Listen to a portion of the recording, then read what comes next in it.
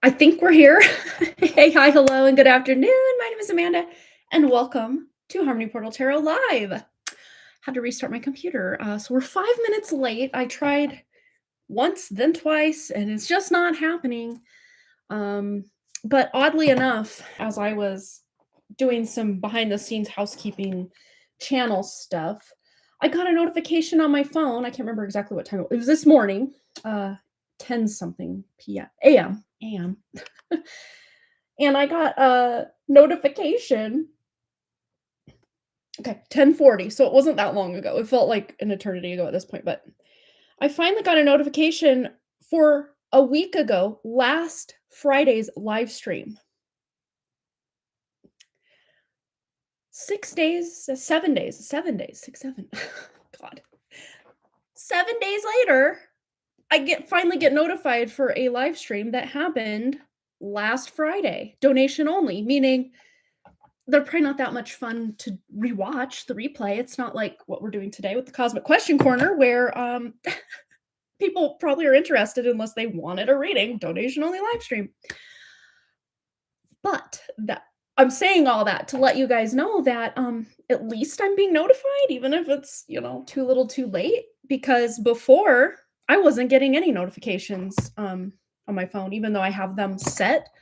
Please let me know when I'm live, just so I can test that it's working for my notification squad out there. Some of you are notified, which is awesome. Usually between when we go live and the 5-minute mark, usually.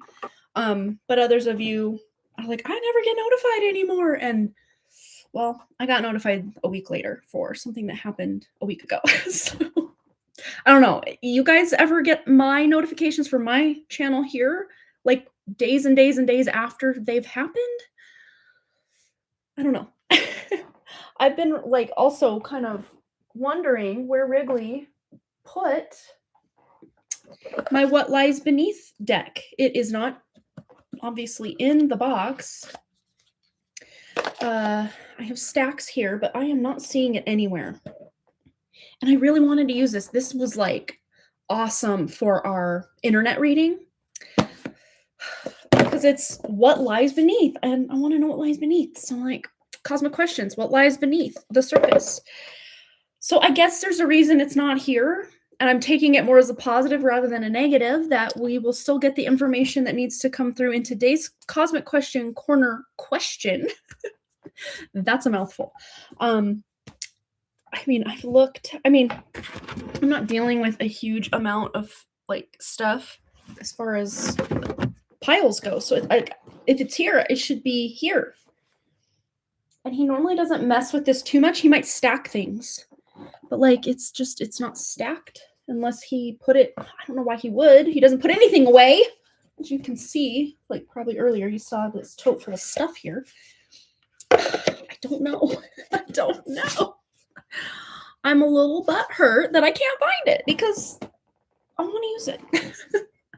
We got our cosmic questions ready, but looks like we have a couple viewers. I'm gonna wait maybe till a few people get in. So if you're watching the replay, I'm fingers crossed, hopefully gonna remember to timestamp so you can just skip to the good stuff. But sometimes as we're waiting for things to get rolling, we do have some fun and chit chat and all the fun things. But yeah, if you're here, check on in. It says we have 3 people, at least on my back end here. So let me know that you're here. Say hi. Got lots of stuff going on. Ooh, we have the self-sabotage card. I feel like this is a personal message today. Yeah, procrastination, negative self-talk, and fear of failure undermine your success, overcoming, and resilience.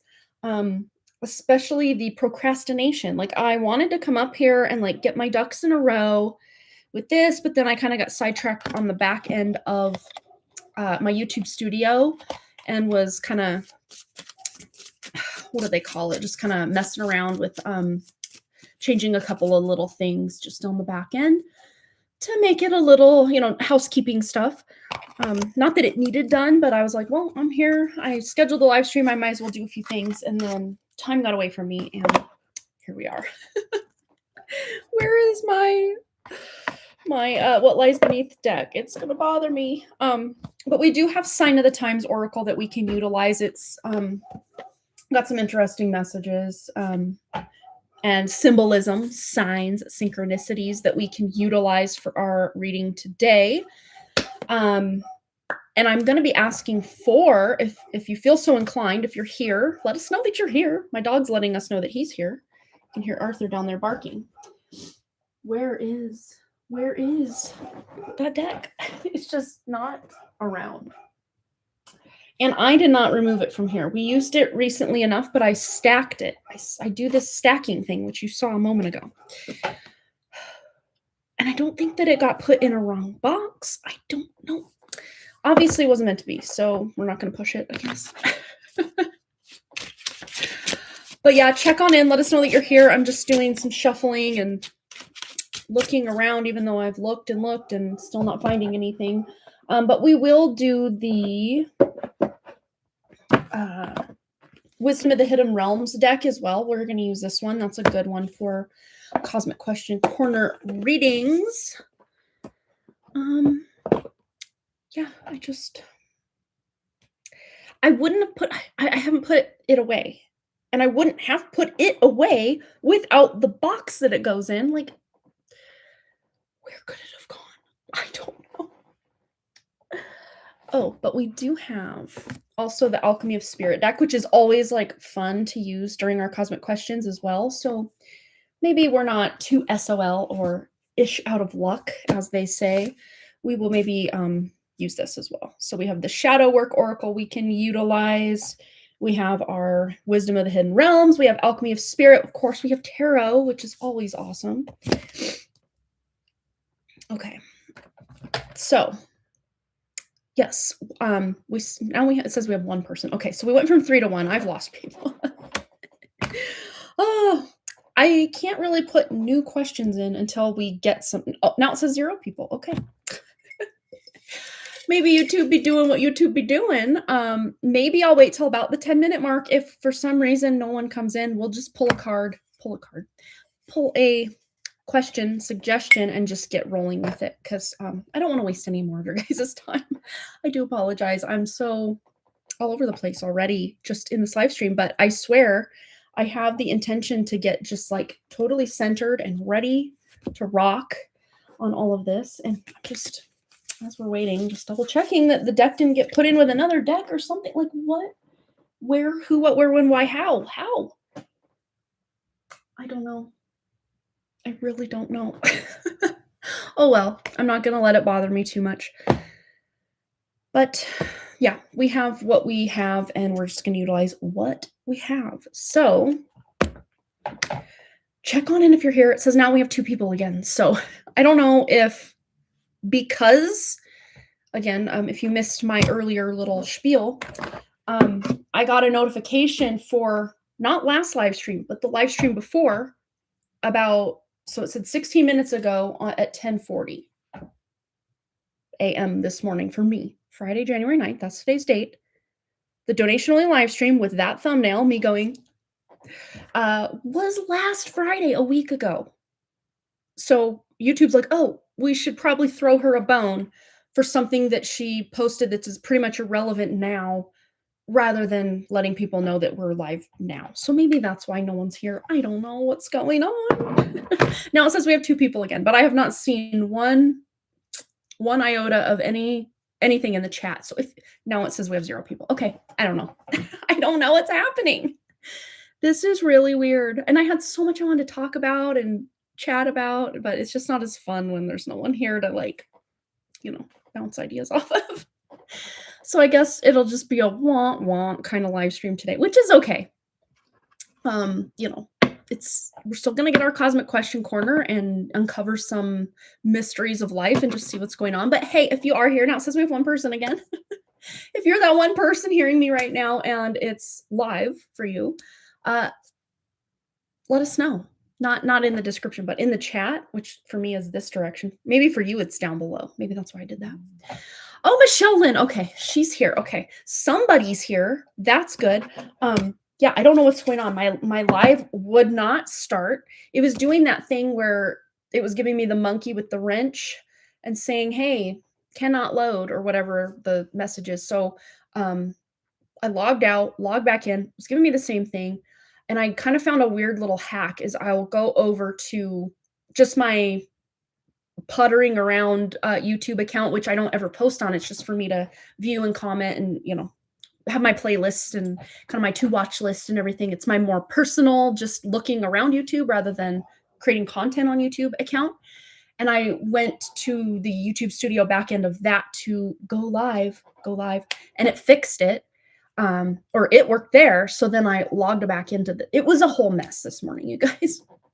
So for some reason, I cannot find, if you're just joining us, I cannot find the main deck I was super excited to utilize, that we utilized in our internet reading recently, or our webinar, and then we did a reading afterward. And the card we pulled out of that deck literally matched the thumbnail I created for that webinar. My mind was blown. But I was excited to use that deck, so I'm just doing a bunch of things on the back end to get things rolling, and I cannot find it. The box to it is here. Where did I put it? Right here. What Lies Beneath, Hidden Futures Oracle cards. These are awesome for cosmic questions, and it's literally vanished.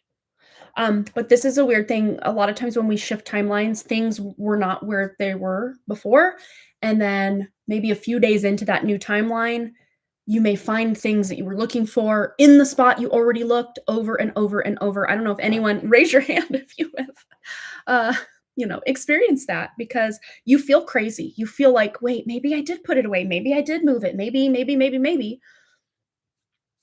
I mean, Wrigley's been so busy with other things. He's been at friends' houses. He's been to basketball practice since Wednesday that he only comes in his room now, the last few days at least, to sleep. So it's not like he put it anywhere. I mean, maybe he did. I mean, there's always that possibility, but why? Why would he have moved it? He'd never moves them. He might stack them, like I said, but he'd never moves. Where is it? I'm so mad. Anyway, Michelle Lynn is here. So, hey, Michelle, since you're the only one here, if you have a cosmic question that you would like to add, let us know. Go ahead and type it out. If you don't care to add anything today, that's fine. We can just pull one from here. So let me know, Michelle. You're here. So this is for you, my dear. Do you want to add a cosmic question? Yes or no? You can let me know. If the answer is yes, of course, I'll give you time to type out what you would like to know about the universe, about conspiracy theories, about current events. I mean, whatever you want to know. Something about our spirit or source or the matrix or whatever. Like, sky's not even the limit with these questions. Now my mom's calling. I mean, what is happening? Okay, let me just let her know that I'm live right now. Hey, Mom, I'm live. What are you doing? Okay, yeah. It may not be too long. YouTube is messing with my live stream and trying to make it so I can't be live, so it may not be that long. But yeah. Well, I'm working until 7:30. So. Oh, geez, that's a long time. Okay, but yeah. Okay, that sounds good. Yeah, you can just check on YouTube to see if I'm still live to know when to call me back. Okay, love you. All right, bye. Okay. Anyway, whatever. It's like the universe didn't get the memo that I'm live. My mom knows I go live at this time. That's what's funny about this. Anyway, okay, now we have 2 people here. Okay, the first person to post a cosmic question, since YouTube has been messing with our live stream. Oh, now we have 3 people. Okay, maybe something's happening. Okay, Michelle doesn't have any specific questions. So the first person that has a question that they want to contribute, that's going to be the one that we write out and put in as an option for today. And then we're going to draw, or even if there are 2 of you that have a question, because I think we have, let me count. I like to keep this between 9 and 11 questions so that we don't have too many and not too little either. So we have 1, we have 2, 3, 4, 5, 6, 7, 8. Okay, so we have 8. So yeah, 2 more would put us up to 10, and then we'll pull 1 today, that'll put us back down to 9. Michelle De Leon, we got 2 Michelles in the house, and not many other people today for whatever reason is going on. But if anyone has a question, and fun fact, Michelle, your question about Taylor Swift being in the Church of Satan, Santa, but move those letters around. We actually answered that question in a previous Cosmic Question Corner, and I know you submitted that question. So if you weren't there during that live stream, which I don't recall if you were or not, but it's in our Cosmic Question Corner playlist if you want to go back, and I think, hopefully, maybe, that I titled it. Let me go to my playlist. Let me just go to my channel, go to my playlists. Cosmic Question, where are you? I mean, not that I have 400 playlists, I only have 4. So yeah, we have 12 videos in our Cosmic Question Corner playlist, which is a mouthful to say. Darn, a lot of like the 10th video, 11th, and 12th video, I need some housekeeping. And the 8th video in that, I need to go back and do some housekeeping and actually update what the Cosmic Question was about, because it just says Cosmic Question Corner and live tarot readings, which that's not going to interest anybody if they don't know what the question is, unless they like to be surprised. So it would be either video 8 or 10 or video 11. And I know it wasn't video 12 because that was about something else, which I think was The Simpsons, or maybe that was video 11. I don't remember. Now that I'm and I better go back with a fine-tooth comb and make sure I've actually put all the Cosmic Question Corner videos into this playlist. That's kind of my homework over the next, I don't know how long, but yeah, we did pull that. Yes, Michelle. Oh, no worries. No worries. Yeah, we've been having some really weird things going on with the live stream and things leading up to the live stream, which I'm sure you can go back and listen to earlier. But yeah, we're here. So the first 2 people, or even just one person if not everybody wants to submit, but the first 2 people to submit a new Cosmic Question for our Cosmic Question Corner question poll jar thing, we will write those out and add them to our Cosmic Question jar. So that being said, get your Cosmic Questions typed out, and I'll take the first 2 that I see. And if there's only one, then I'll take that one. If there's none, then I guess we'll just pull from what we have and move from there. Yeah. I feel like I'm wasting your guys' time just sitting here waiting for those to pop up. But yeah. Oh, I see we now 5 people. Okay, so things are happening. Things are moving forward. We're back on track. I just feel like, where did that deck go? It couldn't have gone anywhere. Where did it go? And I'm going to come back up here and just mark my words tonight or this weekend sometime, and it's going to be right where it should be. And I'm going to know that it wasn't there earlier. And I'll have video proof of it because I did, like, maybe I'll even take a screenshot of my desk right now. I mean, well, it's Wrigley's desk, but you get what I'm saying. Ooh, where do I go? Okay. This is what we're looking at. And it's not in here. It's not here. And I did not move it out of this room. So where is it? I don't know. Okay, I promise I'm not going to be hung up on that the whole live stream. Once we get rolling, I'll be okay. I'm doing well, Michelle De Leon. Thank you very much. I'm glad you're doing well as well.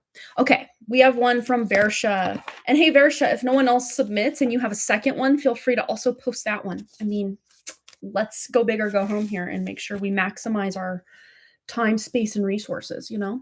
So truth, I better write small. Behind the solar flare that will cause the split of Earth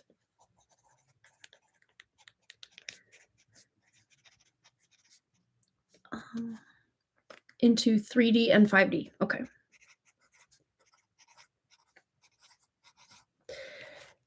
And then, comma, cause people. Ooh, weird. I'm actually not that this is the question we're doing today, or maybe it is. I'm already hearing that we think it's some external trigger point, but it's actually an internal trigger point triggering an external trigger point that will then also piggyback and do an internal trigger point again. Wrap your head around that. But of course, we will get more into this as we go. Cause people to shift into light body.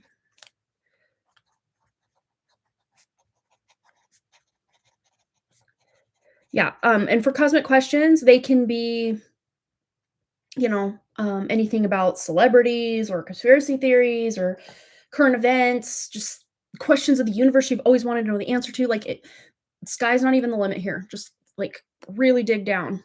And if you want to be more frivolous or like surface level, that's cool too. It doesn't matter. It's fine. Okay. So second part of the question, ascension point Earth back to Eden.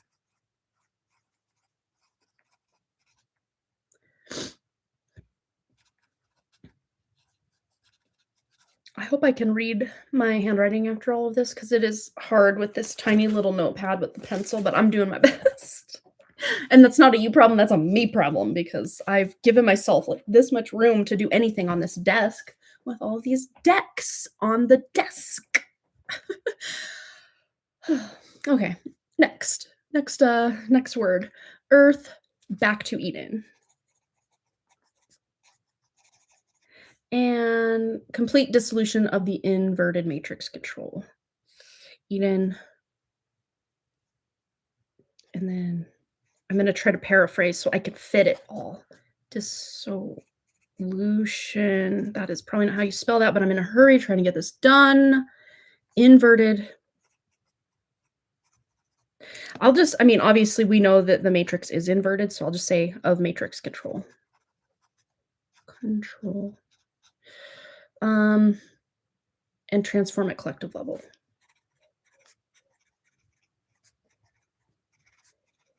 Because I fear that the thicker this is, that'll just be the one I grab because it's bigger than all the rest of them. Not like, oh, I fear that, but like, I want to make it fair for everybody. And transform collective level.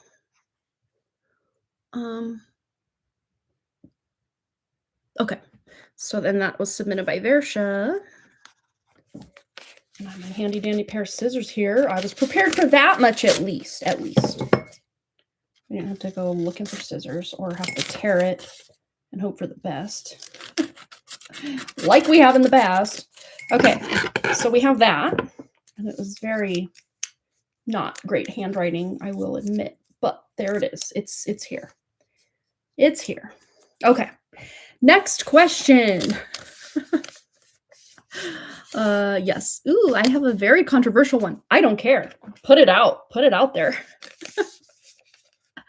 Ooh, do that one. Yep, that's the information I got. And Carrie says too, it has to do with internal shift that will trigger this, but yeah, it's almost like kind of like tag, you're it. Like, okay, it starts, obviously it'll always start from this internal spirit first that will then be reflected in the external, aka solar flash, that will then, like leapfrog or tag, you're it, and it'll just, in a good way, though. Yeah.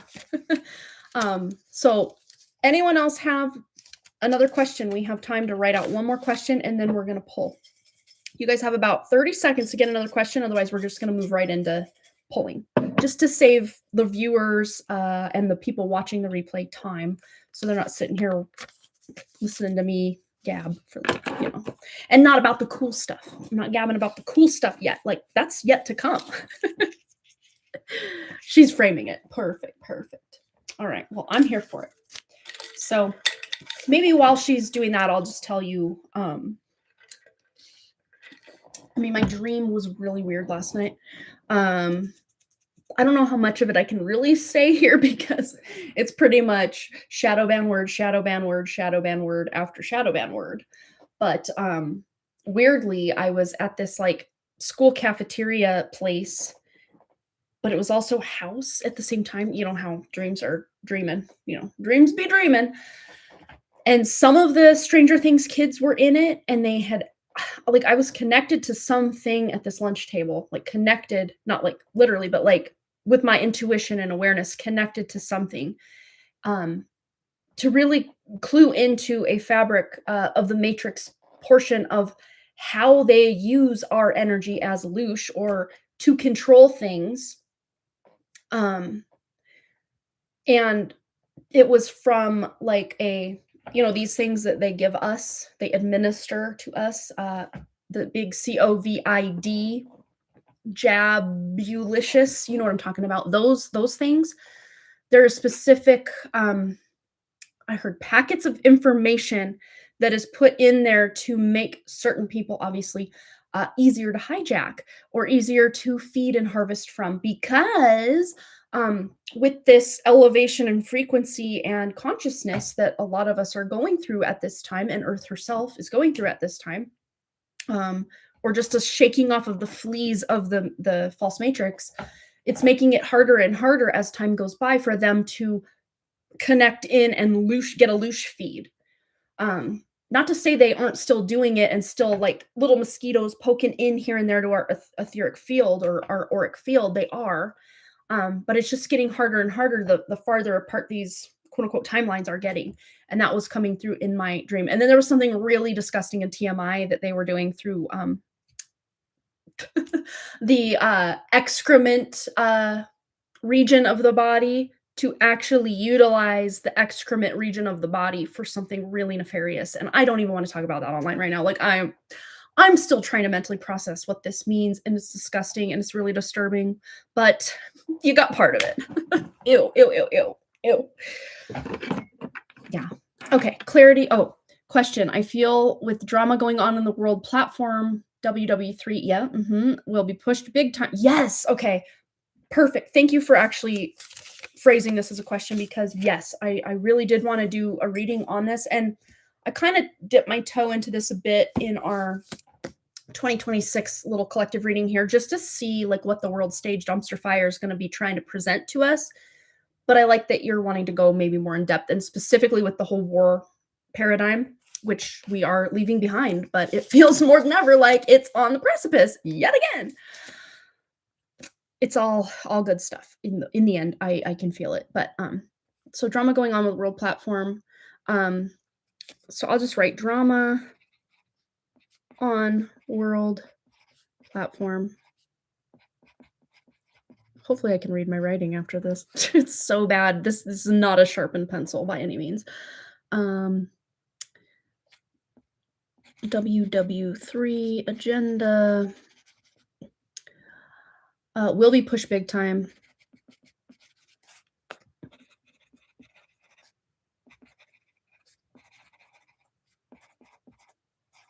I even put the year in parentheses. I mean, obviously we'll probably get to this question this year, but just in case there's holdovers next year, who knows?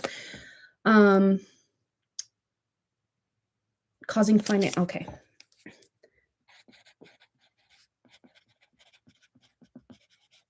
Financial, religion, educational systems. Yeah.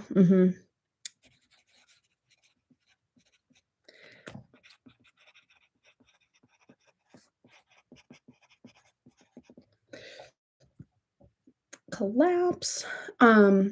Clarity around this for our collective here on the live, and how to navigate it in terms of physical actions. Yeah. How can we navigate? I'll just write that.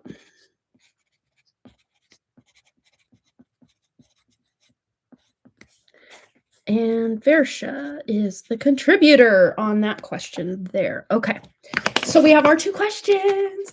I'm going to catch up on comments real quick. There aren't too many, just one after her question submission. But I will read that, and then we're going to get into our drawing of the Cosmic Question Corner, see what we're doing today, what we're working with. Okay, clarity. Yeah, I read that part. So yeah, not giving our energy to it, how to navigate it, physical actions, energy work. Yeah. Started having dreams related to Stranger Things as well. Once I started watching it, I watched the whole 4th season yesterday. These are so apt for the current energy. They really are. And it's weird because that was taking place in the 80s. My book series is taking place in the 90s, but all of these energies and things that have been going on since way back have been pointing us or leading us to this point and beyond the whole time.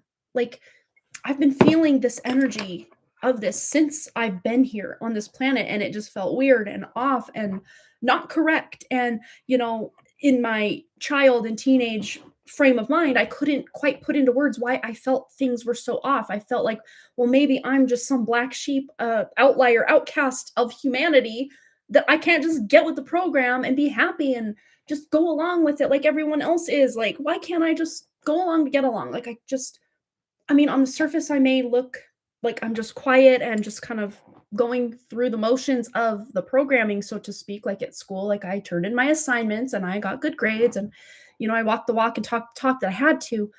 But at the underlying root of a lot of it, I'm like, what? But why? But like, why? And for good reason. Now we're leading to 2026. At this point, I don't even know if my kids are going to go to college. It's not financially viable, or like, even there's no guarantee. I mean, not that there ever was a guarantee, but even when I graduated fully for the last time with my 3 different degrees in 2008, even to find a job at that point, I was in the middle of a recession then. So my whole post-college time frame has just been me. I worked one real solid graphic design / web design job that I did for that photographer that I worked for. And then other than that, I've just been working for myself because that just feels right to me. So I don't know. The way things are going, things are definitely shifting and changing, and that feels scary in a world that has been, since the Industrial Revolution, like, working toward producing things, and these corporate structures even that are now, maybe even in the next few years, going to be a thing of the past. But like, what does that look like for the future? I mean, if we look into the energy of the Cross of the Sleeping Phoenix per human design, that's telling us that things are improving. My sister's like, "Are you feeling better today?" I am. Yes. I will respond to her later. I think it's cute, though, that both my mom and my sister have reached out to me during our live stream today already, just in the 37 minutes or so, or 32 minutes, because I got a 5-minute late start, as you will see at the beginning of the live stream if you're just joining us, why that was. But yes, let's do it. Let's get into our cosmic question corner question drawing, and I'm going to move my ring so it's not clack, clack, clacking. For those of you that are listening with headphones, that can kind of be, Oh, I'm okay. I just had a headache yesterday. So I couldn't get the things accomplished yesterday that I wanted to. One of them being going to my niece's dance performance. There were these scholarship people in town. I don't know the whole, like, I can't explain it properly because I don't even know like what company or what it's for specifically, but we're giving out a bunch of scholarships, and my niece, I guess, did really awesome. She did a solo piece, but then she also choreographed a piece for younger girls because she's 17. So she also choreographed a piece for younger girls that was kind of up for voting, or do we see some talent in this young choreographer? That's the right word. Okay, and I've had the question sitting in my little fingers here this whole time, but I drew it. I haven't looked at it yet, but we're gonna look at it together. Okay, it's an older one. This was submitted by Brianna. So Brianna, that'll be a fun treat when she checks this out, if she checks this out. How should we use karmic cycles to our benefit? Even those stemmed from ancestral trauma. Ooh, this is actually a really great question. Very relevant for the times that we're in now as well. I'm going to timestamp a moment ago. Let's see, like 3350-ish when I pulled that and read that for cosmic. So CQC. That's the abbreviation of Cosmic Question Corner. I like this question a lot. And we're actually going to start with the Alchemy of Spirit Oracle deck and just see what we need to know per this amazing question that Brianna has submitted that we have pulled for today's live stream. I love this. Okay. Ooh, so many decks I want to use. Oddly enough, I like this. I like this a lot, that The Hidden Futures Oracle could have potentially helped us out with this, but I don't feel like it was completely or even remotely necessary for this specific reading. So whew, I'm sure that deck will return to us wherever it has disappeared to. We didn't even need it today. So all that being said, let's get into it. How should we use karmic cycles? Which let's frame this. Karmic cycles only exist in the matrix. That is not a spiritual universal law, so to speak. It is a law within these Akashic records, soul contracts, false matrix constructed system. We'll put it that way. So how should we use these karmic cycles that exist within this false matrix to our benefit? Even those stemmed from ancestral trauma. And I would even say especially those stemmed from ancestral trauma, because that is the big karmic wounding that so many of us carry, not even from lifetime to lifetime, but when we incarnate in specific family lineages, that's just thrust upon us without us having a damn thing to do with it, right? But let's just see how we should use these karmic cycles to our benefit, even those stemmed from our ancestral trauma. How can we use these to our benefit? Okay, so I wasn't meaning to shuffle this upside down, but I was. But we have the bell. Oh, as my ear starts ringing on the left side. You can't make that up. The bell. Okay, this goes so much into what we were talking about on last live stream on Wednesday. I do believe we weren't like, it wasn't like a topic theme or anything, but we touched on how there used to be free universal energy, natural energy that they then dismantled to have more control, to be able to, put up all these ugly, dirty energy power lines and Wi-Fi's and all the things that we now use as energy or power or to access things that we need, energetically speaking, when we already had a very natural energy grid, just naturally, that actually worked to not only benefit humans, but the earth and the animals and the water, the air, the trees, the plants, everything. It benefited all. And we've flipped all of it upside down on its head to not benefit anything. And in fact, it is detrimental to humans, the earth, the animals, the water, the air. And have you guys seen this side note, but not side note? They're now putting FG, those panel things on the FG tower thingies onto water towers. And water was a really big element of this free energy before. If you Google, don't Google, use Yandex or even YouTube to search star forts and water healing and all of that, because it used to be a thing before. There were a few different resets, just knowing of some in the 1600s, some in the 1700s, 1800s, even as late as like 1923. There was still information out there about this, and then it was removed.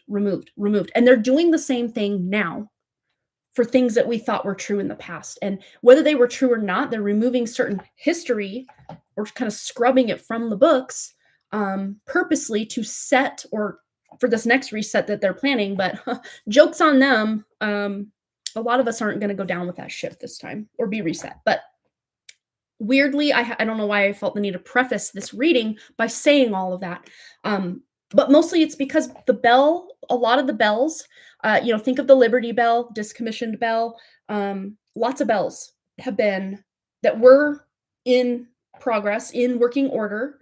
Nothing wrong with them. Were decommissioned, destroyed, melted down, because a lot of them were made out of metal, obviously. Because just the dinging of the correct frequency of these bells and how they were designed to benefit, think sound frequencies. But it's been put in reverse. So the natural was inverted, which we already know this. But the bell, we have the number 62, which adds up to 8, which is about taking action in a non-natural direction. And again, this is very much in alignment with what we're talking about with these karmic cycles. They're not in alignment with the natural way of things, because it's much more like what Versha was saying about cause and effect. That's a more natural way of operating. and you think, oh, well, I do something bad to someone, that's going to affect them and maybe me if I have a guilty conscience about it. Um, but this idea or ideal about karma is very much matrix construct. But let's read how can this benefit us? Because that's what we've asked. And we got the bell in kind of the reverse direction. And I'm going to read from the book. I do believe, if I remember correctly, this does have the reversal elements to it. And I don't know. Yeah, 62. So I think it would be in order. Yeah, they put them in numerical order. Thank goodness. Some books do, some books don't, for whatever reason. I prefer when they do because it's easier to find. 62.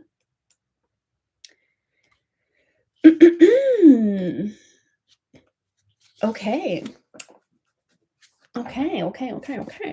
So the bell is the sign of awakening.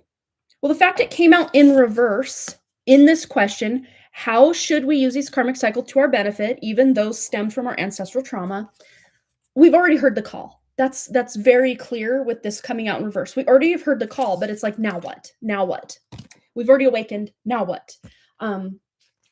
So I'm going to read, it's in balance. And then when it's out of balance, it comes out in reverse. So there's something we can do to create balance, not within these karmic cycles, but to create balance to literally bypass I'm seeing like an interstate bypass where it just goes right around karma. So it's not that the karmic cycles themselves are going to benefit us unless it's quote unquote good karma coming back in. But you don't then also have to claim, especially with that ancestral trauma that has nothing to do with you, these karmic cycles from ancestry.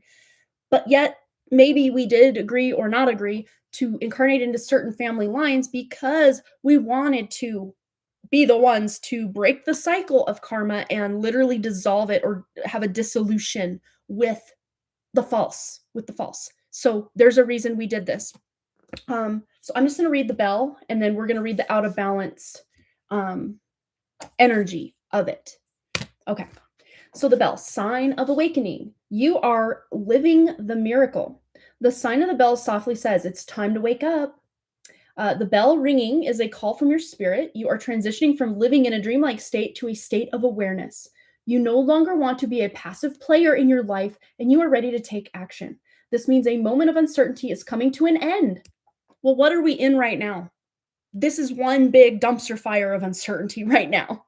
It's coming to an end. It doesn't mean it's going to end tomorrow or the next day or even by the end of 2026.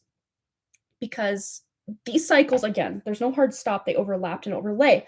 But that being said, we are like popcorn kernels is what I'm seeing in my mind's eye. Pop, pop, pop, pop, pop. We're all going to awaken at different times and different cycles, different intervals. And that doesn't mean someone who awakened 40 years ago is quote unquote more awakened than someone who will wake up on Thursday next week.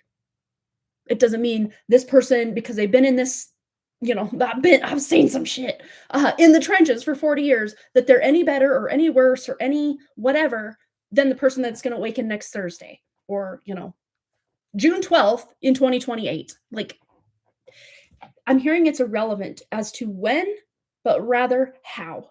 So let's continue reading.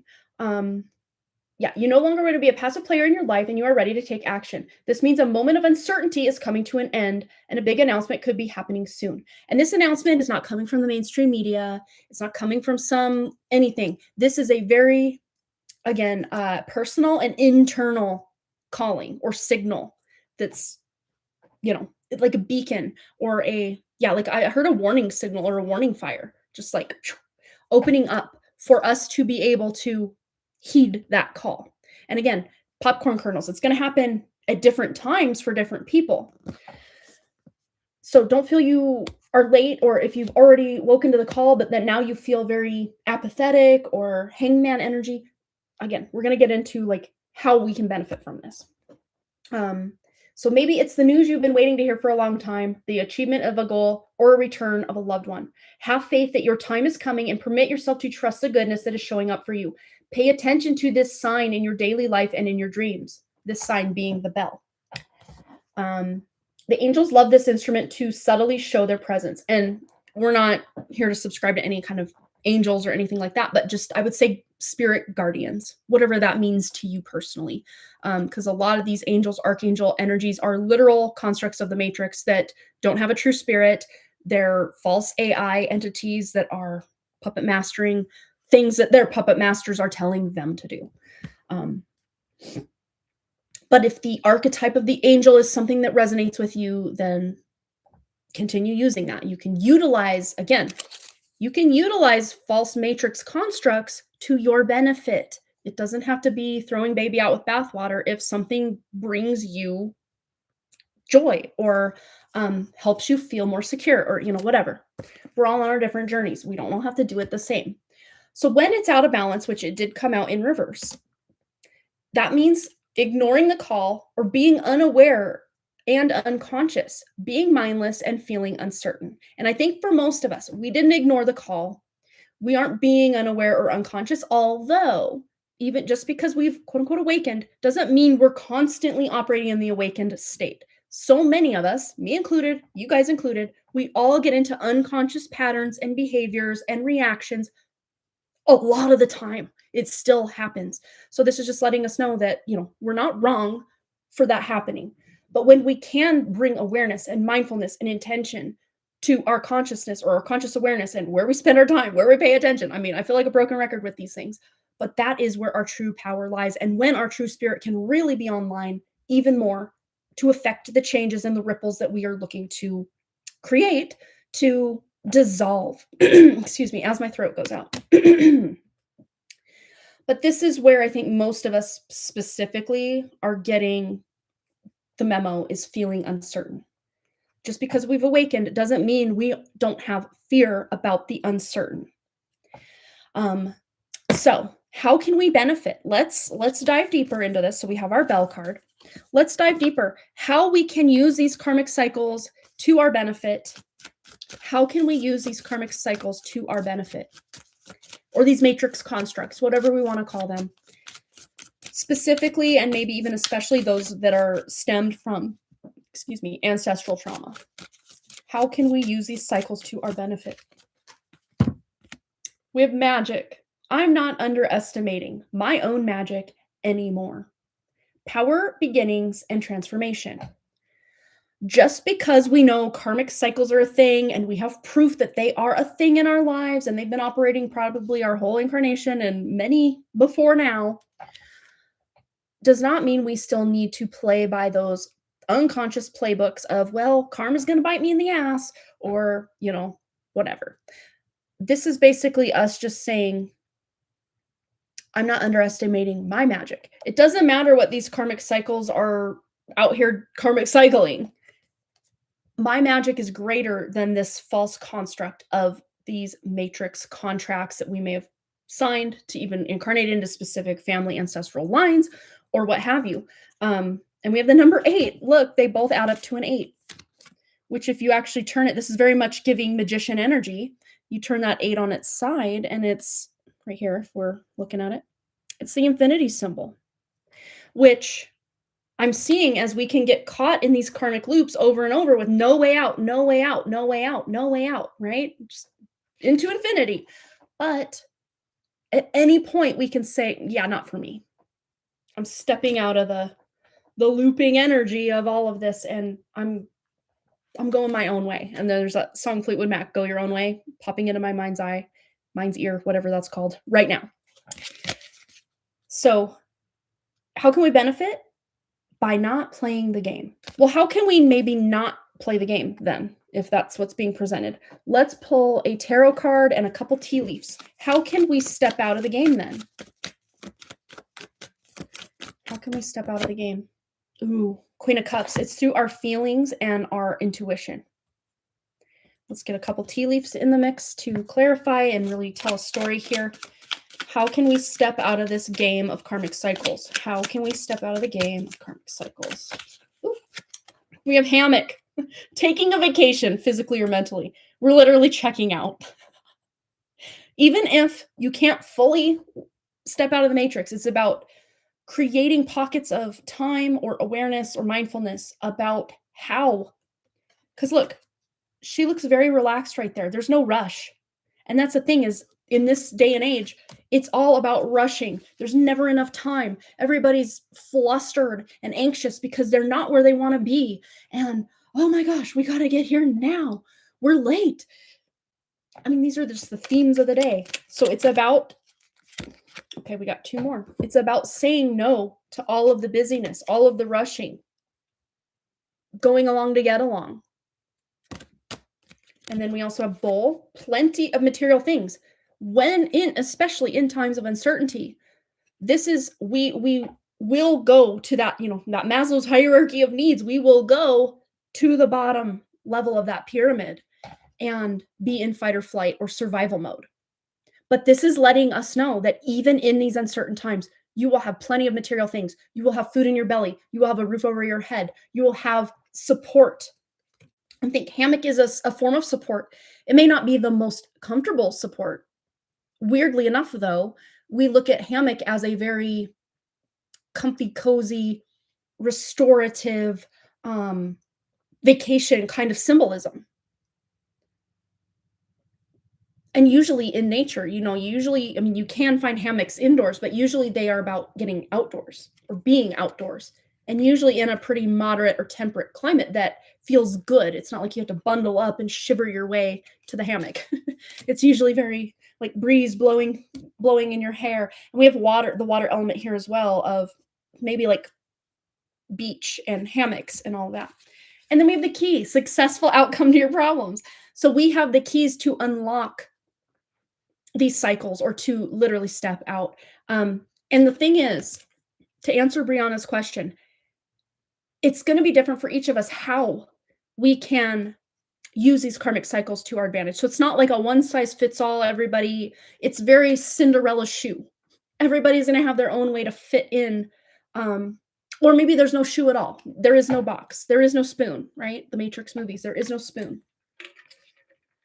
Because when you step out of the Matrix, you literally are in the void of pure source creation. Not underestimating our own magic anymore. And literally at times it can feel like we're being delusional or playing pretend, or we're living in fantasy world, or we're daydreaming when we have these intentions, or these we're very mindful of the intent that we're setting. It can feel very delusional because look around. But remember, and I've said this so many times, what you see around you is a manifestation of the past, and we're moving out of the past. The past no longer exists in this now moment. It exists in some other now moment, sure. But even though, who you've been in all those past moments, and you just decide, no, I'm stepping out of that, you can do that at any time, any now moment.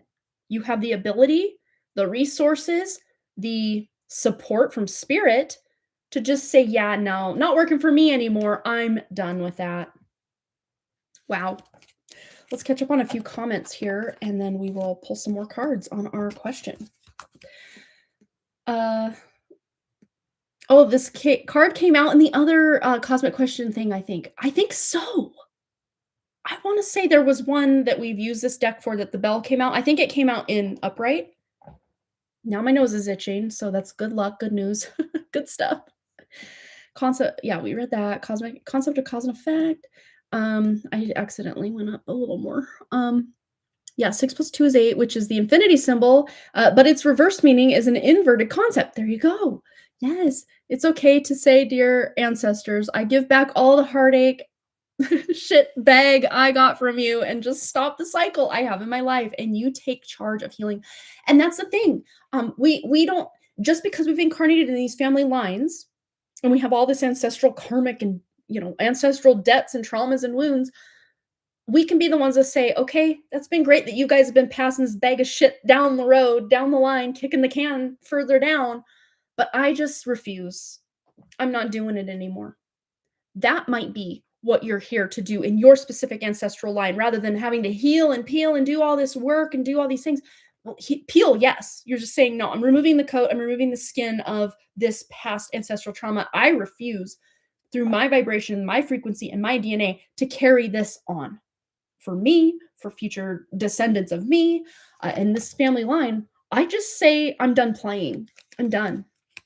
Just because all the ancestors that came before me carried this and then, passed it like a torch, doesn't mean I need to continue to pass the torch. And for many of us, that just says, I'm not, It's not even that we're thinking of all these new things that we're going to do and incorporate. Yes, we can, but usually it's saying no to the things that aren't serving us to move forward. Um, Very specific things could be that you're past this torch of alcoholism, or just everybody's stuffing their emotions down and no one talk. Children should be seen, not heard. All of these kind of concepts that were passed down, passed down, passed down, and they're just normalized. Just because they're normal doesn't mean they're normal. You know what I mean? Just because they're normalized doesn't mean they're actually good or normal or beneficial. Um, so a lot of times us using this karmic cycle to our benefit is just saying, I'm done with the karmic cycles. I'm done, anything karmically that is owed to me, like any kind of karmic debts that are owed to me or my family line, or the good that's owed to me that I haven't received. Of course, claim that. Of course, claim that. Um, But this is basically saying all of that negative stuff, I'm done carrying it around. Whether it's stuff you created because of things you've done, actions you've taken or not taken, things you've said or not said, things you've done or not done, doesn't mean you have to then pay the piper. Because again, this is a matrix construct. Because pure source creation, when it's in its embodiment and authenticity, has no agenda to harm another. Let's just put it that way. So any karma that would come as a result of any actions you would take from your embodied spirit would only be beneficial, would only be positive. But that's not the way this matrix is designed. And in fact, we've touched on this in other live streams where a lot of these principalities, powers that were, as I like to call them, that are pulling the strings, that are behind the scenes, or even the power players like the presidents and the government systems and the medical people that are like celebrities, whatever, front and center, that are taking on the role of the bad guy, they will pass the buck of their karma. Like everybody knows certain political figures are very corrupt and very rotten, but yet they're still in power. They haven't been, put to court or taken to court for their misdeeds. And everybody knows they're rotten, but like there's never real true justice because they somehow find a way to bypass these karmic cycles to pass that karmic load onto a lot of people's family lines or even just specific individuals. Like, no, I'm going to project my karma onto, think of like royal families, all the, and even like the spread of certain religions like Christianity and all the killing in the name of God that was happening. And then they pass all that karmic burden onto the people that they suppressed to force their agenda on. Like, that is so against cosmic law that I don't even know what to say. And the weird thing is, as I'm saying that, is there's no need to have to find a way out of these karmic cycles, like, with your mind, like, okay, let me get a pen and paper. Like, let me logically think this out. How do I get out of these karmic cycles? It's just a natural byproduct of you stepping back into your spirit because it no longer aligns to you to submit, or I don't know the word, I guess submit to these karmic cycles and contracts. You just by default scrub them away or vibrate right out of the frequency where that would even be a thing for you anymore. And a lot of us, we've already felt that resonance of, I'm just above this, not like, oh, we're better than you, can't sit with us, not in that way, but for my own personal family lineage example, on multiple sides of the family, if you go back like the eight grandparents, as far as great grandparents go on both sides of all sides of my family, a lot of alcoholism. And I knew from a excuse me, very young age, I was not about that life. I saw what it did to my dad. I saw what it did to the fact that my mom's dad was not at all in the picture, mostly because of that. And then my dad was very hit and miss in and out of my life because of that, or at least that was a big contributing factor. So I just said no from a very young age. That, and not to say that I've never had a drop of alcohol, I have, but not even one drop since probably a year little less than a year maybe before I got pregnant with Wrigley. So he's 11 years old, and then the pregnancy of 9 months, and then, a few months. So probably about 12 years, I haven't had a drop of alcohol, not because I'm swearing it off or, any of that. It doesn't resonate. And even when I would drink just like socially, it was maybe once a year, maybe twice a year, at the peak of it all. um, I can really count on one hand the amount of times that I've been even buzzed. So there you go. I just knew it wasn't for me, and I even would dip my toe in it and just be like, okay, socially I can do this, but it just never was my thing. So I basically said no, and maybe like, okay, let me just sit in this and see what this is about. Yeah, not for me. Pretty clear, not for me. Um, but then there are people who will, take that same example, will start down that path. I won't give personal examples in my family because many of them are still in my life. That maybe we're having some issues with that kind of thing, and then decided. And no, my mom's not one of them. She was always very she was anti-alcohol. I'm more. I just know it's not for me, so I don't have to be against it, so to speak. It just doesn't pertain to me and who I am. But she, from like a long time ago, was like against it. So I'm kind of middle of the ground, but I just know it's not for me, but I don't have like something that's repulsing me from it.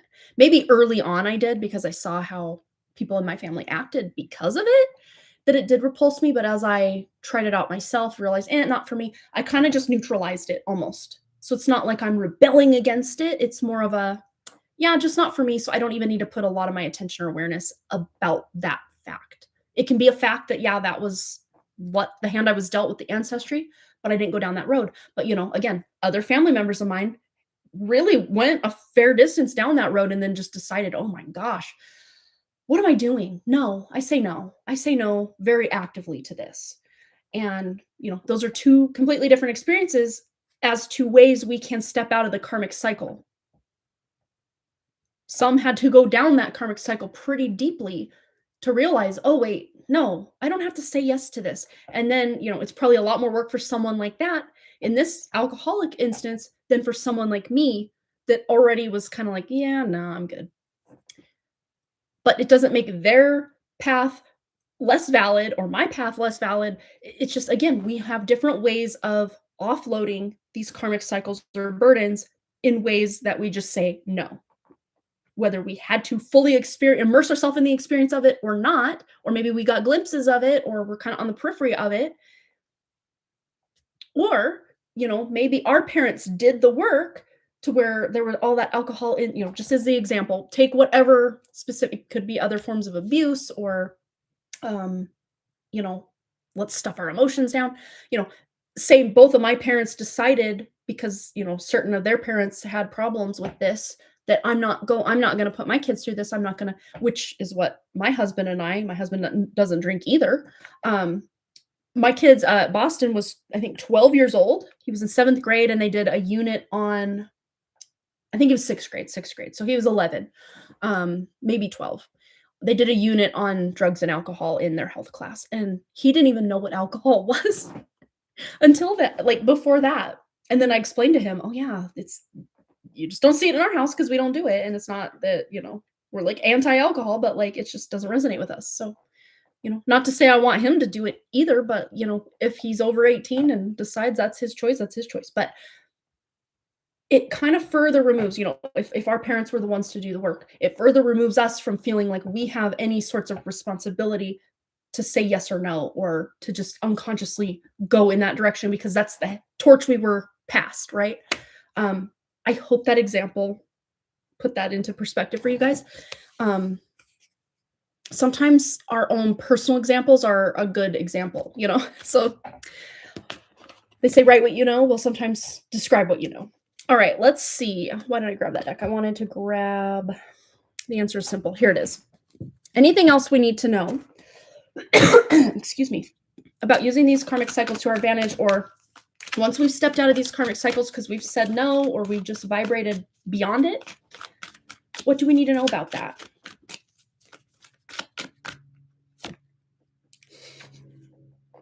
And you're not going to believe the number that we have sitting here looking at us. The inverse of the 62. You can't make this stuff up, you guys. Like 26 also adds up to an 8. So we have 888. All the cards that we pulled today with a number, because these 3 don't have numbers, and our Queen of Cups also doesn't have a number. I'm sure if you parse the deck out, there would be a number associated with the Queen of Cups, but it's not written on here, so we're not going to get into it. We have 8, 8, and 8. We are the magicians. We are the alchemists. We don't have to participate. We don't have to participate with the number 8. I love that. Oh my gosh. But it says dare to be happy. And this is the thing. It's like I have chills. Okay, I love this. We are choosing the burdens that we choose to bear. And not all burdens are bad. And I mean, maybe using the word burden is not a great thing. You're like, okay, I have the responsibility of raising my kids and, whatever quote unquote burden. Some people might call it a burden. Others might call it like, I have the opportunity to provide this for my family or support to this friend or whatever the case may be. But we call them a burden, not to say that they're burdensome, but like it's something that I feel a responsibility toward. So it's like we're choosing, even though maybe our sense of responsibility for someone or something or our own selves in our life can feel heavy, doesn't mean that it is weighing us down and not for us. It's just we're choosing our hard is what it's really coming down to. And for many of us, the things that do light us up, bring us joy, that should be the quote unquote burden that we choose to bear rather than all this stuff that was just programmed into us through society, our family lines, school systems, whatever, pop culture. We don't have to choose that just because, oh, and look, he's even walking on a wire on a tightrope. But does he look stressed? Does he look worried? Does she look worried? And this can even be symbolic of your own inner divine masculine having the back of your inner divine feminine, whether you're masculine or feminine presenting. This is more about you allowing, maybe even if you're in your feminine and you have your inner masculine that's got your back, but say you have a partner that is a supportive masculine in your life, you can rely or lean on that person even more than say someone who always has to be on defense with the masculines in their lives, to allow more of your divine feminine to flow. Because if we can get more divine feminine, the more divine feminine energy we can get flowing on this planet, the better off everyone is going to be. But when our divine feminines are just in survival mode because they have to be in their masculine 98% of the time, that's not great for us either, So maybe that's kind of a whole side cosmic corner question, but we touched on it, so there it is. But it may feel at times like, even if we have the burden of the weight of the world, whatever that looks like in our own little world, on our shoulders, and we feel like we've got the burden, but we're also walking a tightrope, we can still find those moments of joy or happiness or gratitude or peace, even with our hammock and our plenty of material things like we're taken care of. Like, even if we were to slip and fall, I think the universe truly would have our back, energetically and probably materially speaking, the universe would have our back. But because fear is such a driving force of the karmic cycles in this matrix, because a lot of karma is accrued because people are out here doing crazy ass things to each other through fear or because of fear, or for a loosh feed for these principalities that feed off fear. That's how karma can survive and thrive, is in a fear and war paradigm that we're moving out of. But remember, fear, you can boil it down to false evidence appearing real. That's really what it is. It can feel so real. And even taking, Stranger Things as an example of one of the characters, I won't spoil it for who, can make people see anything she wants them to see. And it's very real to them. It appears very real to them. And they believe it because they see it. And the funny thing is, kind of weird segue into our AI overload that we're moving into, is seeing is no longer going to be believing, because we can't even believe what we see anymore online specifically, and maybe even with like Project Bluebeam and maybe some sort of holograms or something that the powers that were, as I like to call them, are trying to present to us as reality. Is it really real?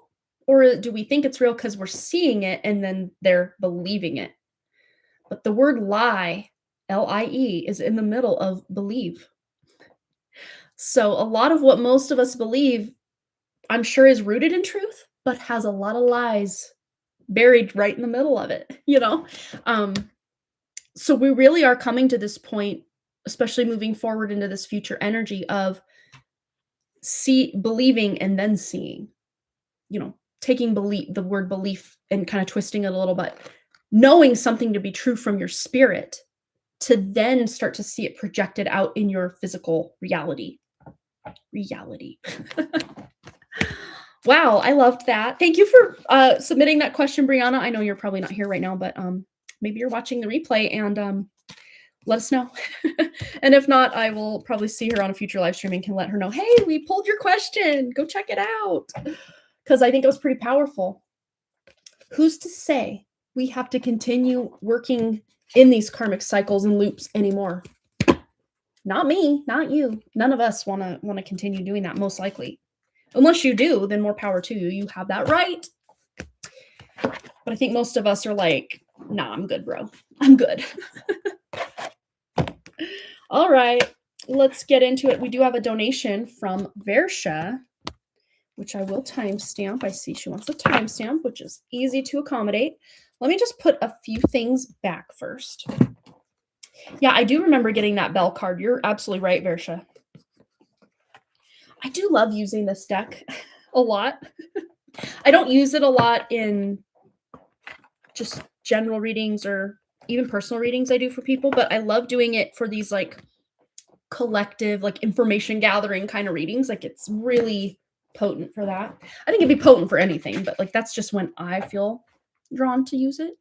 And weirdly, I just set it on my Neon Moon. I think that's what this one's called. I set it on there. Yeah.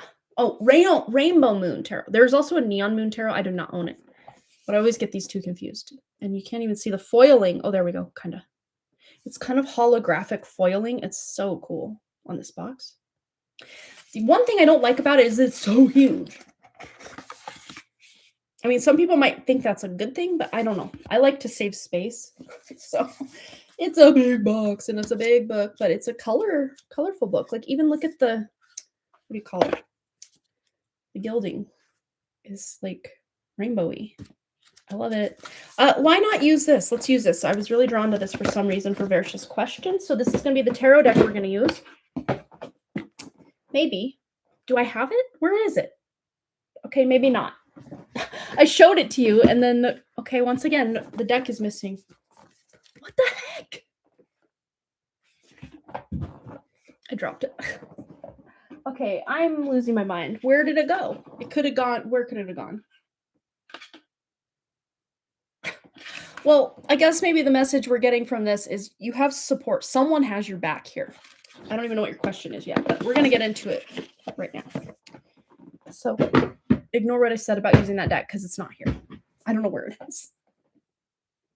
Where could it have gone? Okay, let's get into it.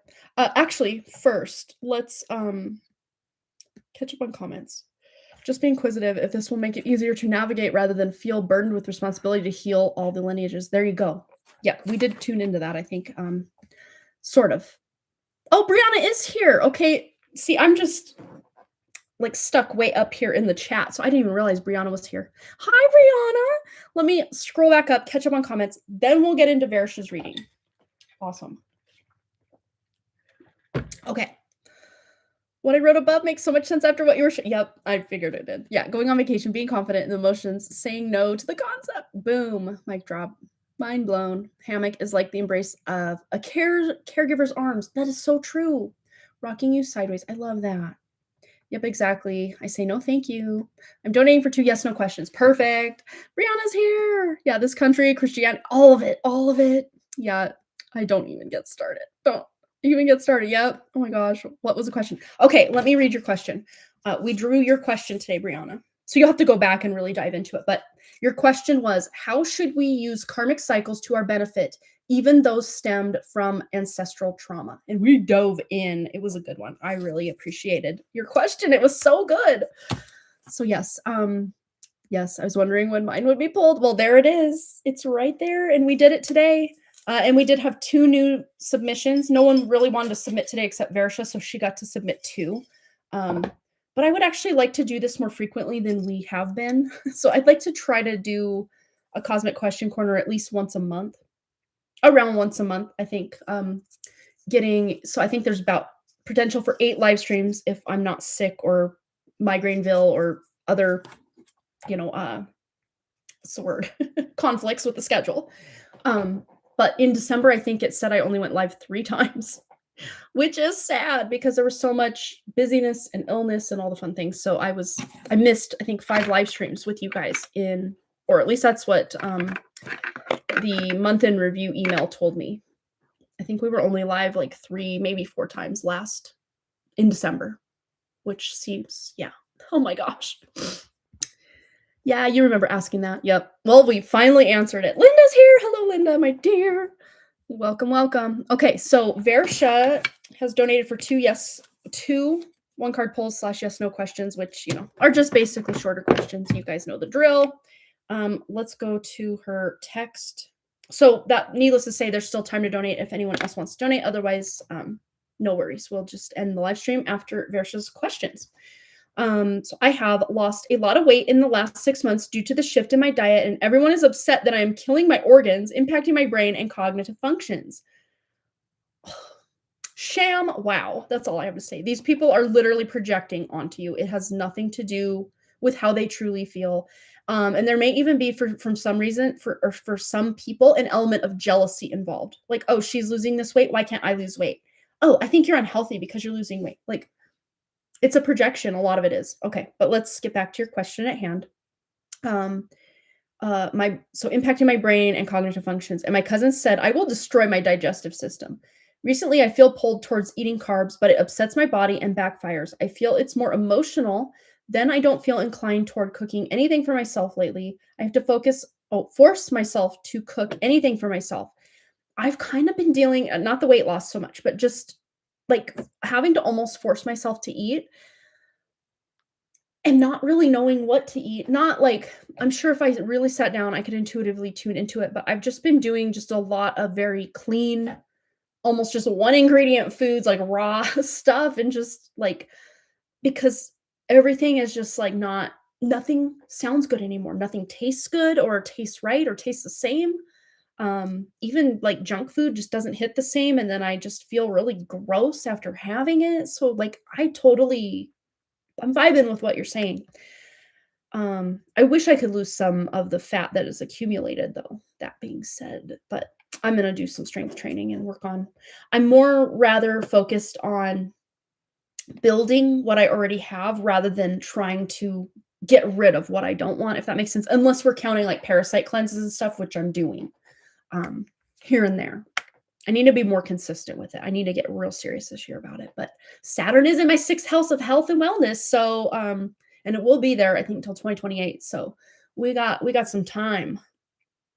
Maybe sometime in 2027. I don't remember when Saturn shifts into Aries per Vedic astrology.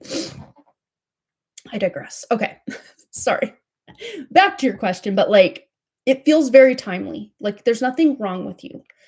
Even though it feels that way, it's just you're shifting into a new paradigm or a new way of fueling your body. And I've said this many times on the live stream here.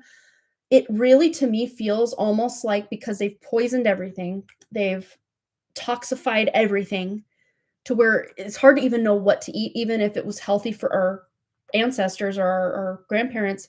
It's so inundated with all these toxins now, or the soil it's grown in, there's hardly any nutrients or microbiome left in the soil, all by design, mind you, because there are farming practices and even like big ways of farming that you could do that are actually benefiting the soil by growing things, but they chose instead to go the toxic route. And by they, I mean the principalities, those pulling the strings. it wasn't a human conscious choice, but we kind of unconsciously said yes to it by opening the can of green beans or, we vote with our dollar. So what we're going to see, and yes, I'm getting into your question, but this feels very important to tell all of us that we as I would say individuals, forming then into small groups, forming then into communities, forming then into like a food movement of going back to more localized farming and sustainable and organic and true to nature farming ways and ways of consuming and what we're consuming. We're gonna start saying no. I mean, many people have already started saying no, and the FDA, I think, had said something about the red food dyes. Something I read something about them finally taking like red dye 40 out of the food. But we're just seeing like we're kind of at the top of that first loop de loo on the roller coaster to where we're going to start seeing some major changes because we're just saying no, especially as they've utilized all of this toxicity and forms of suppression to our food, our water, our what we're even consuming with our eyes is just so degraded. And I mean, not to say there aren't works of art and healthy things out there. There absolutely are, but we have to wade through a lot of garbage and muck and mud and mire to find what we desire or what is desirable for the human form. We can't even, many of us, just walk out in nature and find the things that our body needs anymore because they have eradicated a lot of it, all by design. All by design. Pomegranates, I love pomegranates. They are some of my favorite, but yeah, they're kind of out of season now. Their season kind of goes, at least for me locally. I mean, we don't grow pomegranates where I'm at, but as far as like the food being imported in, usually goes from around late October through very early January, and then if you do see pomegranates, the price has skyrocketed because there's a lot less of them because they're kind of now out of growing season. At least kind of the way it runs where I'm at in Montana.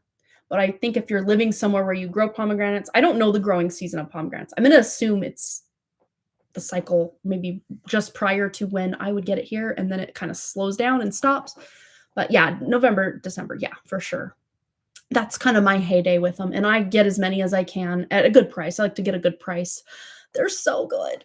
Yeah, I don't feel like eating anything. Nothing tastes good. I'm really the same way. Yeah.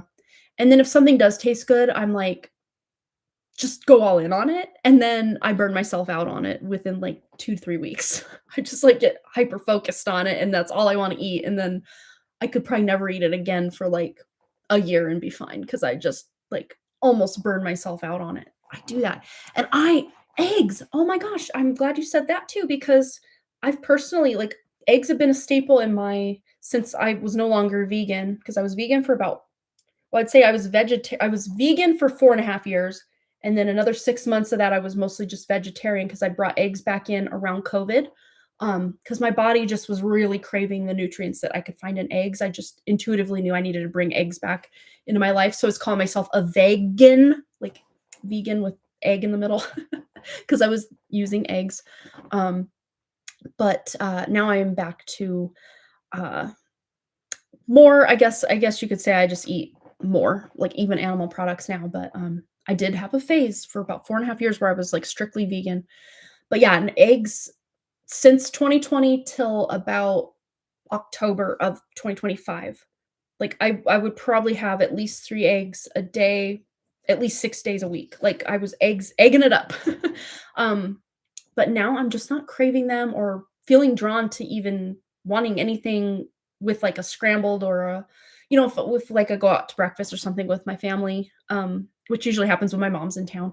I'll order obviously eggs on my plate because that's what you do for breakfast. But when I'm making breakfast at home, maybe once every 2.5 weeks, I will fry up some eggs for myself, scramble up some eggs. I just don't feel drawn to them and that sounds almost blasphemous because I was crazy about eggs for like 5 years. Anyway, yeah, I would like to build a muscle strength. I have Saturn in my first house in Virgo. Yes, that's right. And I have it in my 12th house in Virgo. Love it. Yeah. Yeah. Yeah, even eggs don't feel good. I end up making cottage cheese at home and eat some of it or even just homemade yogurt. Yeah, I've been really drawn to like A2 Greek yogurt using the A2 milk. And A2, it doesn't have, oh gosh, I always forget the name of the, but it's something that basically acts or does something to your hormone receptors. That's why dairy is scary. Like just standard, the dairy industry is scary for a lot of us. But then you'll go somewhere in Europe like Italy or in Europe where they only use the A2 cows milk. Um, and you can process dairy just fine because it's not effing with your whole hormonal system. It's not effing with your whore, as I accidentally said. Yeah. Yeah, I was attracted to pomegranates lately, but now they're out of stock. Yeah, we read that. Yeah. For me, I get focused on in a few days. I was eating spinach in May to August. Now I cannot eat it. I'm getting the same way. It's like, what do we do? What do we do? Yeah, even eggs has become a drag. Yeah, it's like if I do make eggs up, I usually will give because I'll make usually 2 eggs. I used to do 3, now I'm doing 2. Well, if I do them. Yeah, it's the casein, maybe it is. Yeah, I wanted to say casein. I knew it started with C. But anyway, yeah, even when I do make eggs lately, which I don't think I've had them in maybe close to well, I did go out to, eat with my friend Cindy on Saturday. So I did have eggs then, but before then, as far as cooking at home, I think it was probably at least 2 weeks ago.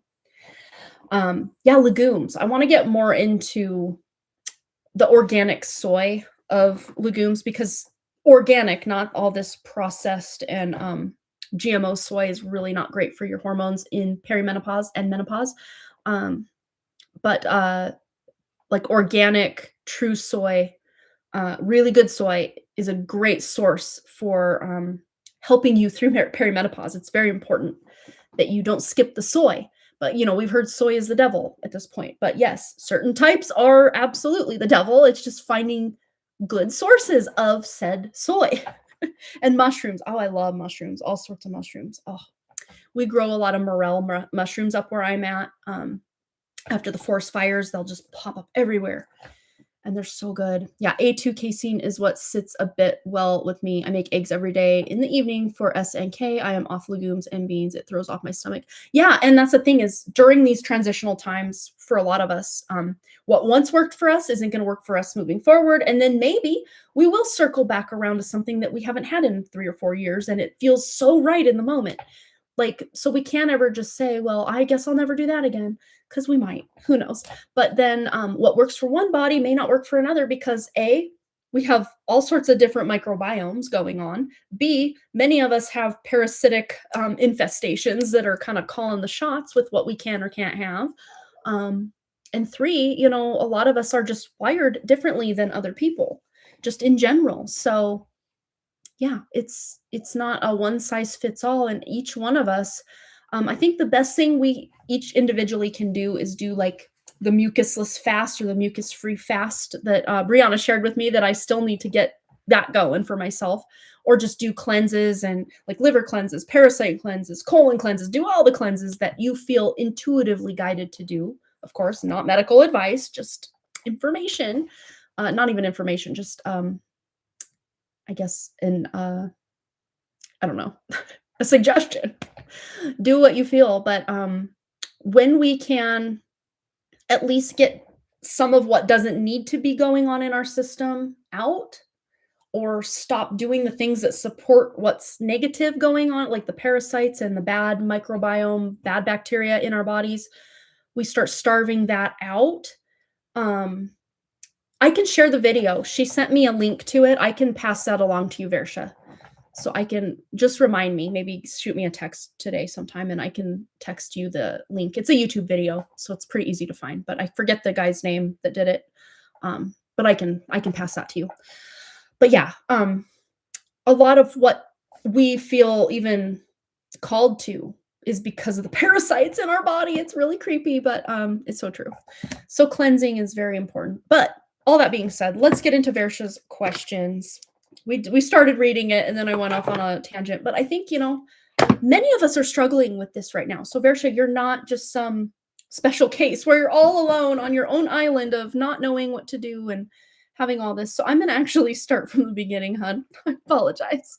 Of your question, we'll set our timer, we'll get into it. So I have lost a lot of weight in the last 6 months due to the shift in my diet, and everyone is upset that I am killing my organs, impacting my brain and cognitive functions, and my cousin said I will destroy my digestive system. Recently, I feel pulled toward eating carbs, but it upsets my body and backfires. I feel it's more emotions, um, or emotional, then I don't feel inclined toward cooking anything for myself lately. I have to force myself to cook anything for myself. Everything in the market um, is, market in tires is carb based and limits what I eat. Maybe that was a typo. Am I doing something wrong?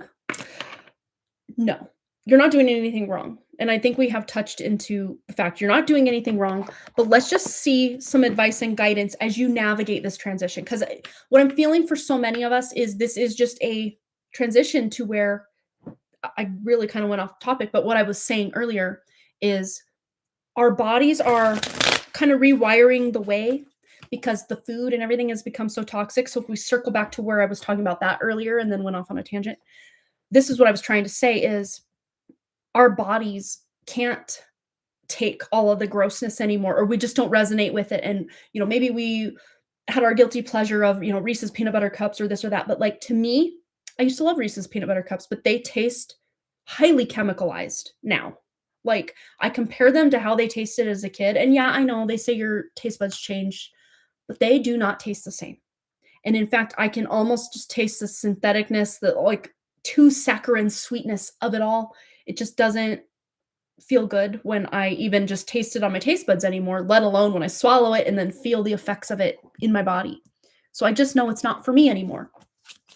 Not to say I'll never have one again. I'm probably pretty sure I will because my kids are very generous. And if they get something from, a treat bag at school or something, they're going to always say, "Ooh, mommy, do you want this?" I'm like, okay, sure. But it just doesn't hit the same because we're raising vibrationally, frequency wise. We're shifting and changing. So you're not doing anything wrong. It's just in this transitional time, Versha, you're going to find a new way forward with it all. So let's get our timer going and just see advice, wisdom, guidance. Oh, not an hour. I said that wrong. Let me exit that. An hour-long timer. We're going to be going forever. Let's stop our timer and let's reset. Okay, there we go. So what does Versha need to know about this transitional time of finding food that will fuel her and feel good? Let's put it that way. Oh, yeah. So we have the hermit here, which is like stepping out of that old paradigm, but yet maybe you're not quite sure what to do. But here she is using a pendulum and maybe asking yes, no questions. Would this work? Would this work? Would this work? But of course, we all have our own inner pendulum as well. And it says there are some things that must be done on your own. And again, we can bring through advice, but this is kind of, I guess, just a starting point or a jumping off point for you, Versha, to then intuitively and maybe even a mix of intuition and logic and research, figure out what's good for you. But what I do see here is you will find something on your way forward. Don't you see how your passion makes you glow? And this dilemma, this issue, this problem that you're having may actually inspire you to want to help others with this very same problem in the future, but just finding very curated ways to help individual people with what do I eat. That doesn't mean this has to be your life mission or anything, but if you do feel a pull once you kind of go down this rabbit hole for yourself to find what's good, what's not good, that you will have this natural talent or skill to actually help people figure out what's good for them. And in fact, you may have this like deep inclination and intuition to know what's really good for the people in your home. Like, oh, Kashvi, you need this, you should eat this, and you should eat that. But then when it comes to you, you're like, cricket, drawing a blank, what do I do? But let's just see advice, wisdom, guidance to help Versha in this transition. Because no, you're not doing anything wrong. And in fact, you're asking questions. You're stepping out of the paradigm of, well, this works for others, so it should work for me. You're already on a path to get yourself feeling better. And we have 8 of Cups. Yes, because you're walking away from the old way of being. And it says, your life feels stale. Explore some new scenery. And again, this is just the research or maybe even trying new foods. Right as my dog said that, that confirms for me, like, announcement. I was seeing in my mind's eye this like herbal remedies book that my husband got me. I think it was in November. Got me this hidden herbal remedies or something, or a hidden apothecary. I can't remember what it's called. But just doing some research about like what weeds, literal we call them weeds that you can find in your yard that are actually medicinal vegetation that you can incorporate into your diet. And one that's really standing out for me, in my mind's eye for you specifically, is purslane or purslane. I never know how to pronounce it. But it's a weed that grows, at least in my yard, in pretty good abundance. Okay, timer's going off, but let me just show you this. This is coming as like a specific to you. This is, I don't know if you've had it before. It doesn't taste bad on its own, but it tastes great in a salad. And this is what it looks like. And you can do research, because I want to say it grows in most of the US that I know of. It's really common, really common. And you can eat all of it, the roots, the stem, the leaves, the flowers, all of it. And it flowers this kind of cute little yellow. Here's a close up of the flower. Almost like a little buttercup looking flower. But they're very small flowers. And it kind of almost grows from this like star, or kind of starfish looking. I mean, there's obviously more than 5 coming out of that, but that kind of almost stems from like a middle section and like branches out. And it spreads. It's like invasive, but in a good way. Like, it's very beneficial to us. So it's a nutritious, succulent weed with red stems and green leaves, eaten raw or cooked in salads, soups, and stews. Slightly sour, salty, and crispy texture, similar to spinach or watercress. It's rich in omega-3s, vitamins, and minerals. All parts are edible, and it's used globally in cuisines from Mexican to Greek, often as a thickener when cooked due to its mucilaginous quality.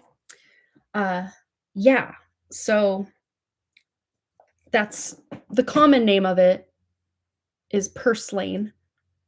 It's almost like the word purse without the E and then the word lane. But that's the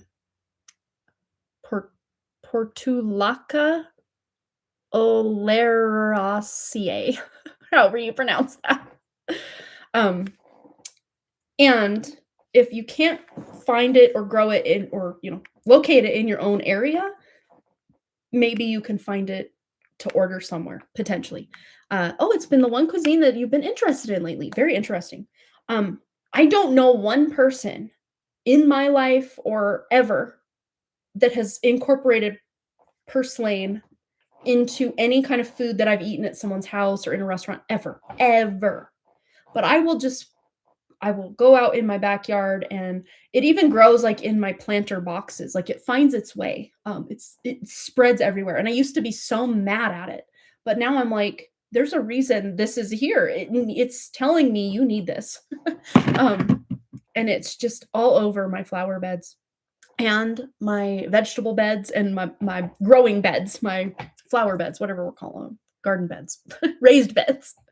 But yeah, I will pull a bunch of it, and I'll wash it off, and I'll throw it in my salad. And not that the taste of it by itself is bad, it's just different. It's just different than, the westernized diet palate is ready for. But the more you incorporate it into your cooking or just put it raw in a salad, you almost don't taste it at all. And it's so good for you. And it's free. Literally, it's free. You don't have to go to the store and buy it. You can go outdoors and find it for free. Oh, that's so cool. You felt pulled toward them. Yeah, it's a fun little weed to play with. I used to even just kind of pop the leaves in my fingers as a kid. I didn't know back then you could eat it, or I probably would have eaten it. But I used to eat a lot of dandelions without knowing I was allowed to eat dandelions. And same with clover and oh gosh, what else did I eat out of my yard? I used to eat all sorts of stuff out of my yard, but weirdly enough, I never ate this as a kid. I do now, like I'll go out and nibble on it. But I forget that it's a food a lot of the time because it's just everywhere. All like even in growing in the cracks of my back patio, it's just everywhere.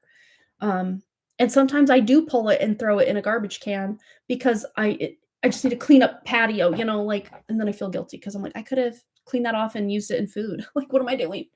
Um, but this could be very beneficial, and hopefully you can find it in your area and maybe even in your own yard. And if you do find it in your area, I would say if you see it on a sidewalk or in a local park, just be careful, because you don't know if it's been sprayed with pesticides or a dog's peed on it or something. Like, just be really careful with herbs that you're finding in maybe more public places or parks, because a lot of these things are maintained and sprayed with chemicals to make them keep their maintained beauty.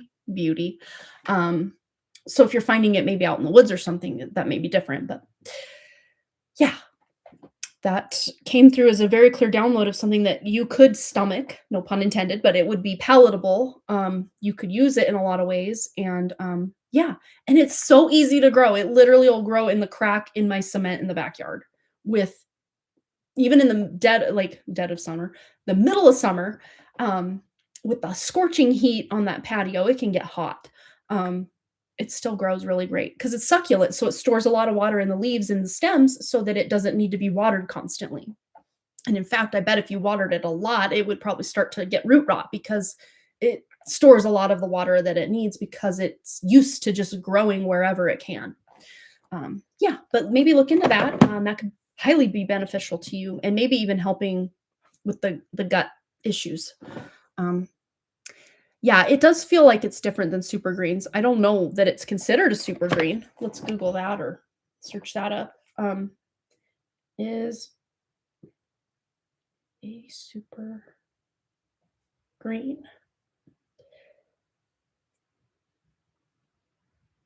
Well, it's considered a superfood, is what it's coming back with, because it's exceptionally rich in beneficial nutrients like omega-3 fatty acids, which is pretty rare in plants. Usually you'll find that in animal fats, and it's really hard source of fat to find. I mean, you would find it in nuts and animal fats, but you rarely, if ever, find that omega-3 fatty acid in a plant, but this will give you that.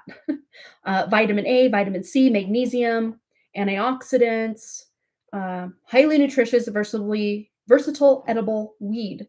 Offers heart health benefits, supports hydration, grows easily, and has a unique tangy, crunchy texture, often used in salads, stir fries, or pesto. Yeah. I'd say the antioxidants, that helps with free radicals and everything. I don't know about gut health. Let's just see if it helps with gut health.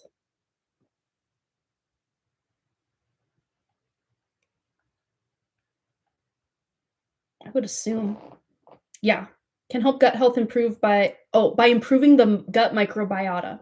So your gut microbiome is probably potentially craving this or what it can get from you ingesting this to where it will help. Yeah. Yeah, beneficial compounds, and gut fiber content as well, that supports probiotic growth and has shown promise in alleviating issues like constipation, dysentery, and intestinal irritation, according to sources. It's soothing and anti-inflammatory. I'm kind of wishing it was growing right now so I could go get some. It sounds so good. So good for us. All right. I hope that helped. We didn't get like a clear roadmap, but hopefully at least some suggestions to help you out here, my dear. Second question. I feel though that your question could help all of us watching now and on the replay. And it's kind of a nice reminder to me too, in the spring and summer, to be more mindful of utilizing the purslane that grows in my backyard and front yard and driveway and cracks of my patio and just everywhere. It's just everywhere. Same with mallow, the mallow plant, which is, I can still go out there and it's still growing. It's not like under snow. We have no snow, which is really freaking weird for this time of year. I could go out and get mallow, which is actually great for thank you for the reminder. It's really great for throat irritation, upper respiratory crap, which I've just been dealing with. That's probably why, because nature knows what it's doing. That, you know, nature is more intelligent than all this AI and all of this false matrix crap.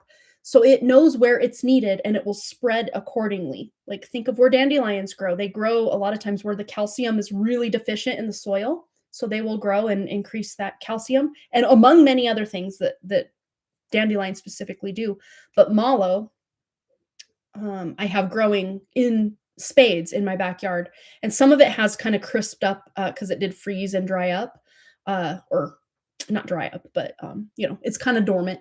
But a lot of it is still green, and the little cheese wheel parts of the mallow, you kind of chew on them, and they kind of have almost this egg white kind of consistency in your mouth. They're kind of mucusy, but weirdly enough, mucusy to where they fight the mucus. It's almost like when you cut open an aloe vera, kind of that kind of jelly, gelatinous kind of feeling, the little cheese wheels.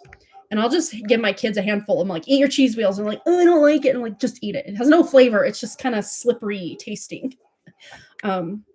But I need to, when we're done here, I need to go out and get some cheese wheels for myself. And if I can't find the cheese wheels, I just might chew up some of the leaves after I wash them off. Because I know I did see yesterday there were a lot of leaves going on. And it should have like triggered in my brain, like, hello, I'm dealing with this throat crap. I should probably get some of this rolling in my life, but I didn't. So it's basically brass tacks we're boiling this down to is use what you have.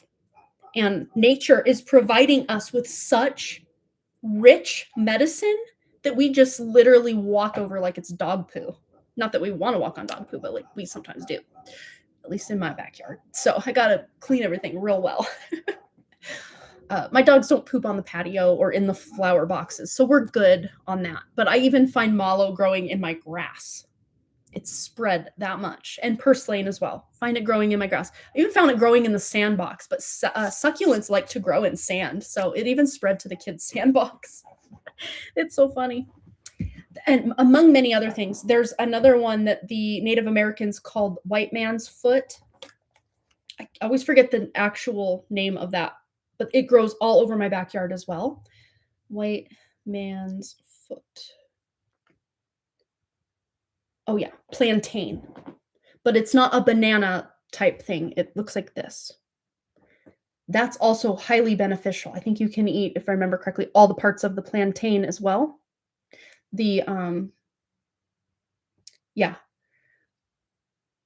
So I will utilize that. I always forget the name of it, but I know the Native Americans called it white man's foot. Broadleaf plantain is and then Plantago major is the scientific name. That's a very common weed as well. One thing you can do is look up common weeds and then put your location, your state, your city and state, whatever. And you should get some common weeds and then, or maybe just search common edible weeds in this area. And you can literally spend your spring, summer, and fall gathering free, highly nutritious, beneficial food. And of course, the soil is what the soil is. So it may not pack the same, mineral and medicinal punch that it once did, but anything is better than nothing at this point. That's where I'm at. Yeah, there's so many beneficial weeds. And, even to hear the word weed, we think it's something that needs to be pulled away or taken care of, not something that's going to benefit us. Like we have things so backwards. And so many of the actual vegetables that we grow, like certain nightshades, like tomatoes and stuff, like the lectin content that's in the tomato can actually penetrate and like hurt our gut lining big time. And then it gets into, they call it leaky brain. Like these get into our brain and they cause damage. Like things that we're told are like the fruits and vegetables we should be eating sometimes maybe aren't. But then we don't even think of weeds as a potential for our table or to ingest, unless it's maybe like a tea or a tincture. Maybe we'll use it in that. But like you can literally eat this as a salad or in addition with your salad easily. Okay, next question. which I did not timestamp now that I'm thinking about that. I apologize, but we'll timestamp this one.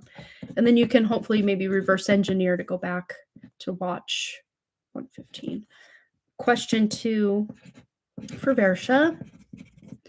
Apologies, I meant to timestamp and then I didn't because I went off on 400 tangents. But hey, we're chatty today, aren't we? Yes, we are. And by we, I mean me. All right.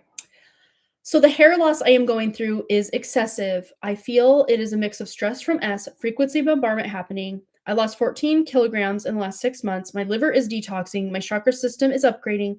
I have been a snail right now. Crown chakra is leveling up with other higher ones coming online. What is the solution to stop the hair loss? In taking supplements, I ordered some from Dr. Berg to support hair growth. Taking a healing session to eliminate the main reason from Raylene as issue specific or shamanic healing, or going back to thyroid medication, or just having patience and not doing anything. Clarity, please. My pure source consciousness as yes or no. Okay. So as I'm reading all of this, I'm also hearing like this is a hormonal shift that's just natural but not fun, during the whole perimenopausal fun thing. You can look up perimenopausal hair loss, just as some homework for you, and see what they suggest specifically for that. Oh gosh, Pike. Her last name is Pike. Let me try to find her on YouTube here. Jen Pike. Jen or Jennifer Pike. Perimenopause. I can spell. Yeah, Jen. Jenn Pike. And then comma, functional diagnostic nutritionist. She's here on YouTube, but she has a website called the Perimenopause Project. But she does, I mean, if you don't want to buy her coaching and everything, you don't have to do that. And I didn't do that even myself personally. But if you go to her page, go to Jen Pike on YouTube and then, or search Jen Pike perimenopause hair loss. I know I watched a video recently where she was talking about that. Because she really was having issues with that. And she was like, I can't lose my hair. It's like, I love it. I want it to stay on my head. So maybe look into that. That could help. Because there are, especially when we have these wildly fluctuating hormonal shifts and changes. I know I haven't experienced perimenopausal hair loss yet, at least not to a degree that is noticeable to me. Because I have very thick hair anyway, but I had the postpartum hair loss, especially at the temples and then just kind of throughout with both of my kids, especially with Boston. We're gonna see the crazy hair today. But like these, like I just kind of naturally have like this kind of almost looks balding like temple area just since I was a kid. Like that's just how my hair grows in. It doesn't mean I'm losing hair here. That's just what it looks like. So it's kind of been like kind of my what are those words? Like the things you're kind of like imperfections that you're kind of like what's the word? Speaking of perimenopause, look at my crazy hair and my brain fog. Insecurity. There you go. So like a lot of times when I wear my hair up, I'll kind of make sure that that kind of covers or, whatever. It's not that I'm going bald. It's just that's how my hair grows. So, but I don't like that. I have so much hair everywhere else. It's like, why can't you just patch in here a little bit? But when I hope no one's just joining us like, wow, that's the hairstyle she chose to come to today. I swear I didn't. I need to wash my hair probably tomorrow. But all of this and way back here was purely bald, like bald as a baby's butt. And it was so embarrassing. I couldn't wear my hair anyway, except like that, where these parts were completely covering at the temples. I didn't lose it like noticeably anywhere else except the temples, but it was so bad at the temples. I would cry. I was like, what if it doesn't grow back? But then it started growing back and then it just looked like I'd have these like little hairs, just like antenna or antlers or something growing out. And I would laugh about it then. And it like came back full force. And this actually, the way it grew back is better. Like this is better than like when I was, I remember one specific instance when I was in middle school and I was cheerleading for the basketball game, and I was taking a quick time out to get a drink of water, and my mom looked over me and she goes, "You're going bald," and I was like, "What?" She goes, "Because I used to have these like curled under bangs, just like one shelf of curled under bangs in middle school and high school, ew, but we won't go there. But because I had my bangs were like, I don't know, like I started not all the way back and whatever, but they were like mostly back from here forward. It was, people had a lot of bangs in the 80s and 90s, but anyway, uh so I was very, from that moment on, new insecurity unlocked. And my mom wasn't saying it to be mean. She's just like, "Oh my god, are you going bald?" Like, as like a state of fact. And I'm like, "Oh my god." So like after that, I was like very hyper aware of the fact that like I felt like I didn't feel like I was going bald there, but like I'm like, maybe there should be hair there, but there's not, or more hair anyway. But when I had the hair grow back from both boys, it actually grew in better. I don't even know if I have like side profile pictures of me with those bangs to show you, but like it was way more noticeable than this is now. And it was a huge insecurity for me because for cheerleading in high school and stuff, like we had to wear our hair up a lot. And it was just like, "Oh, don't look at my sides of my bangs. Please don't look there." I don't have that insecurity anymore. Like I don't really care. Since that postpartum hair loss stuff, like, but when I do wear my hair up, I kind of just swoop it a little bit lower. Again, not a big deal. If I forget and don't do it, it's not a big deal. But yeah, anyway, it was much more noticeable when I actually had bangs because there was just no bangage going on the sides, but there was in the front. Kind of like a mullet, but reversed. Anyway, I'm again way off topic. Sorry. I don't know. Maybe you need these stories today. Why I'm just going so extremely. I mean, it's still on topic, but like it's like my personal stories are hijacking your things. But if I make a pony, there's hardly anything to put up. Aw. Yeah. We got that word of advice about Jen Pike and going to her. But let's just get some spiritual guidance from your true, authentic source, true spirit, what Versha needs to know about this hair loss and getting it back. Okay, Page of Wands. Just because you're passionate about it doesn't mean it will be effortless, but it will return. This doesn't mean, I know people that have like PCOS, polycystic ovarian syndrome, sometimes can deal with hair loss on the head, but then they grow like a lot of facial hair, especially on the chin and like the sides of the jaw. I know a few people in my personal life that have PCOS and they're so upset about the fact that like they can't even have like a part because it looks like just a long bald line going back, and they're very self-conscious about it. And my heart goes out to them because that's hard. It's hard to have to deal with that. So maybe just making sure you don't have any kind of PCOS things. But again, PCOS is like they call it type 3 diabetes because it's very much linked to hormonal fluctuations, ups, downs, or lack of specific hormones or too much testosterone. Also, because you think a lot of men, and again, I don't know how testosterone levels affect men's hair loss, but a lot of times when women, like transgender, when female to male transgender, when they had a full head of hair as a female and then they go on testosterone and then they start the male pattern baldness cycle because the testosterone is too high in their body. Yeah, can you text me about the person you mentioned? I had PCOS in my 20s and had hair loss at the time. Okay, so there may be something flaring with the PCOS because this, for whatever reason, when I pulled this card, I heard PCOS. So it's most likely perimenopause mixed with PCOS, kind of creating this perfect storm but that's the thing is, once you know the root cause of what's going on, at least in the physical, that's like the physical root cause is, okay, polycystic ovarian syndrome and perimenopause uniting as one to create this storm but there's always, always, always, always a spiritual root cause, no pun intended, hair roots, for anything, any kind of ailments or what we have. Is it possible the sacral is upgrade? Okay. I'm so glad you said that with the sacral, because this to me feels very tied to the sacral energy. The sacral chakra is very much a focus for not just me personally, but a lot of the collective right now is, especially with this rise of AI, and people are like, well, what's the point of even creating anymore?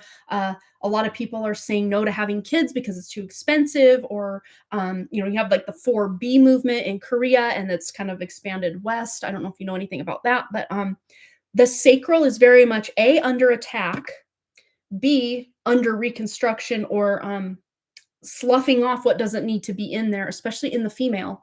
Um, with the male, the masculine form of the womb is more in the kidney area. Um, so a lot of like renal stuff going on, kidney stuff with masculines, and not to say feminines can't also have kidneys, because it's very much part of that sacral system as well for females. But usually we'll feel it in the uterus or the ovaries or the fallopian tubes, or kind of the lower gut. We'll have issues with that kind of stuff. Maybe even the bladder, very much tied to that sacral energy. But let's just see anything else you need to know about that sacred upgrade. Yeah, sacral upgrade. And again, the moon obviously is very much in the matrix anyway, in charge or in control of the ovarian and fallopian and uterine menstrual cycle, the things that are going on for the feminine and the sacral. And here we get the moon card. Hello. But it says here, taking time for deep self-reflection is essential. So this feels to me very much linked to an emotional root cause. Well, obviously there's a spiritual root cause that's coming up with emotions. There may even be a sacral cleanse or purge or sacral chakra healing, cleansing, clearing that you're doing that's going to greatly benefit you. Right as I said that, I looked over here, saw my wisdom of the hidden realms, and here she's got very orange energy. It's maybe slightly lower than her sacral, but it's giving the color of sacral, kind of almost going up into solar plexus, which you dealing with these kind of gut issues. So what I'm hearing is your first question is very much also linked to your second question. They're all connected. It's very holistic. All of that being said, let's pull one of these Wisdom of the Hidden Realms cards for you about this sacral energy that's upgrading, purging, all the things, what you need to know. Ooh, here it is. Wow. The Lady of Lightning. Surprises, sometimes shock, and total paradigm shift. I want to say this came out, but maybe even in reverse in a recent internet reading, cosmic question reading, AI reading, something we did recently. This came out. And weirdly enough, we have a 35, which adds up to an 8. The theme numbers of the day, 8, all over the place. And weirdly enough, people will talk about the 8 Lionsgate, right? There's something about the energy that a lot of people in the new age kind of really put that talk of Lionsgate. It's really not even taking place during 8/8. It's more taking place during October 8/8. Oct meaning 8, which is the 10th month, but you know how they have to mix everything up. But this to me feels like huge shift, huge upgrade, huge shift going on. Sometimes can be shocking. Literally, and think of it this way too. When you get shocked, like you get struck by lightning, or you put your finger in a light socket, or something, and you get shocked, usually the cartoony or kind of movie depiction of that is your hair raises and you get shocked just enough. Maybe you will start to lose the hair, or the hair will go gray almost like overnight. In I want to say it was not the Exorcist, Poltergeist, one of the Poltergeist movies, the mom or the sister. I haven't seen these movies since probably the early 90s, so don't quote me which movie it was. I want to say Poltergeist, where overnight the mom or the sister, the older sister maybe, I can't remember, has this streak of silver in her hair that just comes overnight because of the shock, the trauma of it all. Just comes online overnight. So I'm reading this as your body is taking this shift, these hormonal imbalances, just everything going on as kind of a shock to the system. But at the same time, you're going to be able to integrate and then regrow. There's a rebirth here. Let's just see. I do have my months of the year tea leaves. I kind of pull these out. I probably could put them back in to the deck and just disperse them there. But I like to sometimes have like just what month. Let's just see how long or what month of the year of 2026, please, Spirit. that it will take Bersha to kind of get this hair back growing. So this can kind of give you a realistic timeline of what we're talking about as far as when this can come back for you. Hopefully sooner than later, because obviously no woman specifically, and even a lot of men, don't want to lose their hair. It's not a fun thing people look forward to. Like, in fact, it's something we don't want to have happen. So my heart does go out to you that this is going on. But the month, we have November. Okay. So this might take a while, but weirdly enough, as I said, November, I don't know if there was something this most recent November in 2025 that kind of kicked this off for you to where you're like, okay, this is a problem. I need to get it sorted. So I'm actually reading this November as starting last year, November. So November of last year through what month of this year, 2026? April. Okay. That doesn't seem too far away. So between November of 2025 through April of 2026, you're figuring some things out to where things are going to start, you're going to start noticing your hair sprouting back in where it had previously fallen out. There you go. Soft braids. Ooh, oil cleanse and soft braids. Nice. Yes. There are a lot of hair cleanses, and you can even do like a spiritual hair wash. Look into that, Versha. I know it's very much focused on the scalp, but if you think about it, the root of the hair comes out from the scalp. The scalp is kind of the terrain through which the seeds of the hair burst forth, right? So having really good scalp health will help you with this regrowth process. But it's not just the deal being if you purely only do physical things to bring this hair back, there's a spiritual root cause that needs to be addressed here. So that all being said, spiritual root cause is the fact that there is a sacral paradigm shift going on for all of us right now, not just you, but also you, that is going to kind of act as the catalyst for, and then these physical symptoms are letting you know, hey, something's happening. Something's maybe wrong or going on, or purging, upgrading, leveling up. So let's get some information on this sacral upgrade or purge of the sacral. That's also an upgrade at the same time.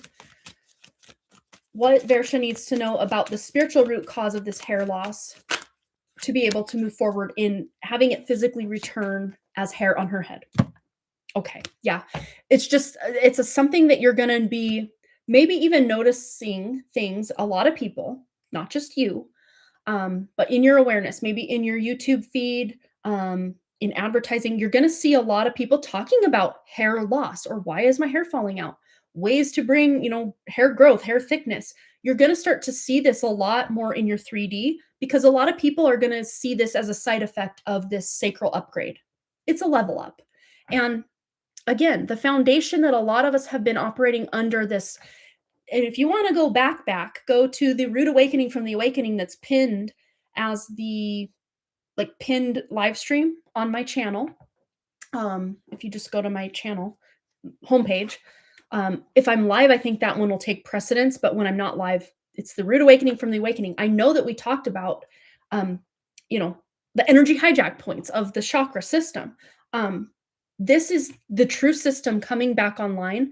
Not to say that there still isn't the overlay of the false system, but the truth is rising to kind of override the false. So maybe sometimes you're operating under these false chakras of, sacral chakra would be considered one of the more false systems, but I see as there's a head kind of crown third eye fused main chakra. If you look to the three main Chinese medicine energy points, there's kind of a head chakra point, there's a heart chakra point, and then a sacral chakra point that are like our three original blueprints.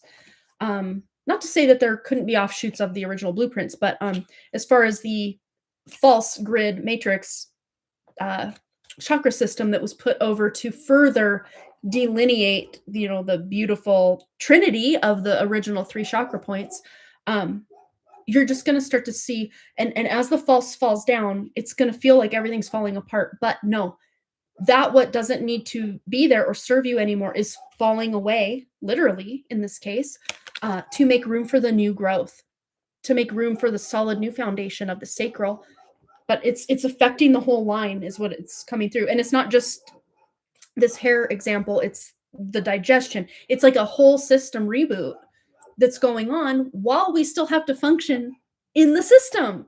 So it's hard, it's difficult.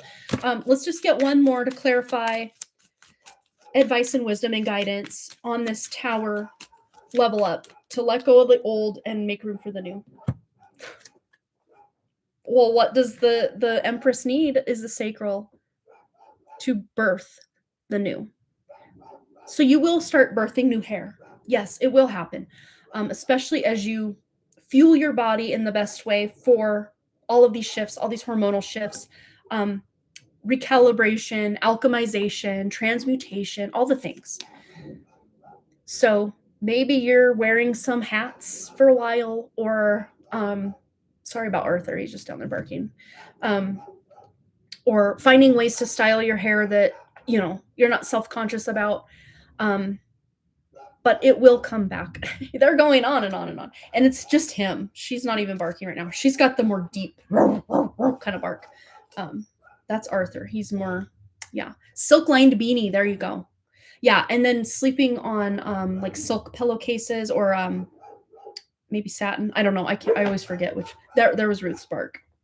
There's her clarifying. Yeah, maybe get a less harsh pillowcase unless you already have like a top of the line good pillowcase for hair. Just doing cleansing and clearing of the crown and really from the root up, because, you know, it all starts to flow up. That energy starts to flow up as we awaken. So yeah, they love to talk to you. They do. They sure do. Especially Arthur. He's just going on and on. It's either that lady with her Scotty dog stopped right outside our house at our driveway on the path, or usually if it's UPS or one other delivery, once they leave, he stops. But so something or someone must be standing out there taunting him, purposely or otherwise. Maybe it's just accidentally. Yeah, and then the world is on the back of the deck because you're leaving one way of operating in this body for another. And I would like to thank Versha today because actually both of your questions are very much not the exact maybe physical symptoms that we will see. Maybe some of us won't lose our hair, but we're going to have this other thing going on as we have these big system upgrades. But this very much felt like, yes, specific to Versha, but also just systematically, we are shifting from one way of being to another. Massively. Yeah, look into, yeah. That can be just things to kind of like external things you can do to help you feel like you're kind of taking your power back from all of this. Mulberry silk if you can. Yeah, Jess is like the person to go to about hair and skincare and even style stuff. Like she's my go-to for like, hey, if I have a question about it, she's our girl. All right, you guys, I don't know that we have any other donations, but boy, what a productive, fun, just full of information kind of live stream we had today, I feel anyway. Okay, Amazon was just delivered. That's why. Yeah, speaking of making upgrades, delivered 16-piece set of small glass. They're like, I'll just open it and show you. For my kids' lunches, I don't want to continue plastic upon plastic upon plastic upon plastic. We wear plastic. We put our food in plastic. Like I'm again making small steps in a direction. Obviously, they have plastic lids, but little like glass custard cups to send in my kids' lunches because the kind of bento boxes that I have, this just feels better when I want to do like their yogurt and that kind of thing to send in their lunches. So I ordered some of these so we can cut down on plastic a little bit more, and a little bit more. Jess is just so helpful. She's like a plethora of information. So is Brianna a lot of times. She's like, ooh, I have the thing for you. Let me send you the link. I love that. I love what a like collaborative little community we've formed here that we can just send each other suggestions and advice and, you know, help each other, you know? That's what it's all about. Let me just double check that we're all caught up. I do believe we are, though. And then I'm going to go calm that dog down. He is just going on and on and on. He needs to go out, I think. Yeah, we are all caught up for our donations. So we will be back Wednesday. And I want to say maybe we'll do a pick a card. We haven't done one of those in a while. Let's do like a two option pick a card. I kind of want to focus on just this transitional time. Especially those of us that are like, it's the new year. I should feel gung ho to do things, but like, I know maybe some of the things I want to do, but I just don't have any gumption to do them. I'm very much in a hibernation. Not every one of us is in that, but I think enough of us are kind of in that almost limbo, static or like stagnant kind of energy right now that we're just kind of looking maybe for some advice to kind of bridge the gap between now and kind of more springtime when we're going to really start to blossom and bloom. Maybe that's what our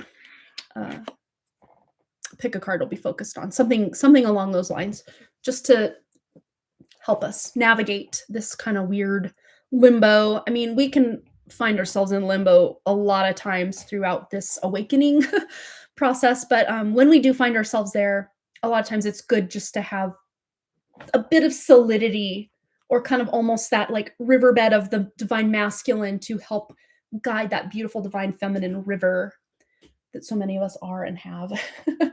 Ruth, what are you doing? What are you doing, daughter?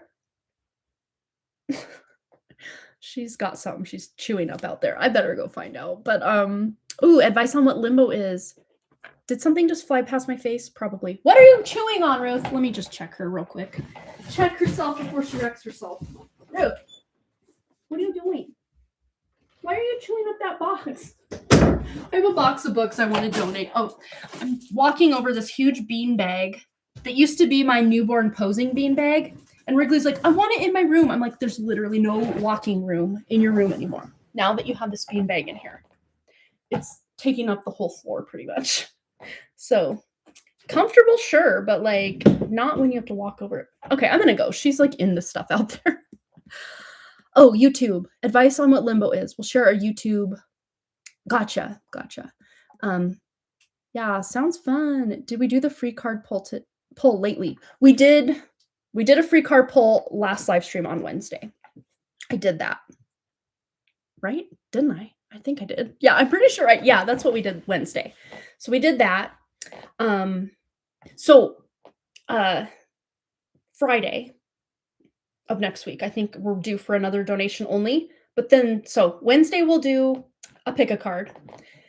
Then Friday donation only. And then the next Wednesday, so a week and a half from today, we'll do the giveaway and drawing. How does that sound?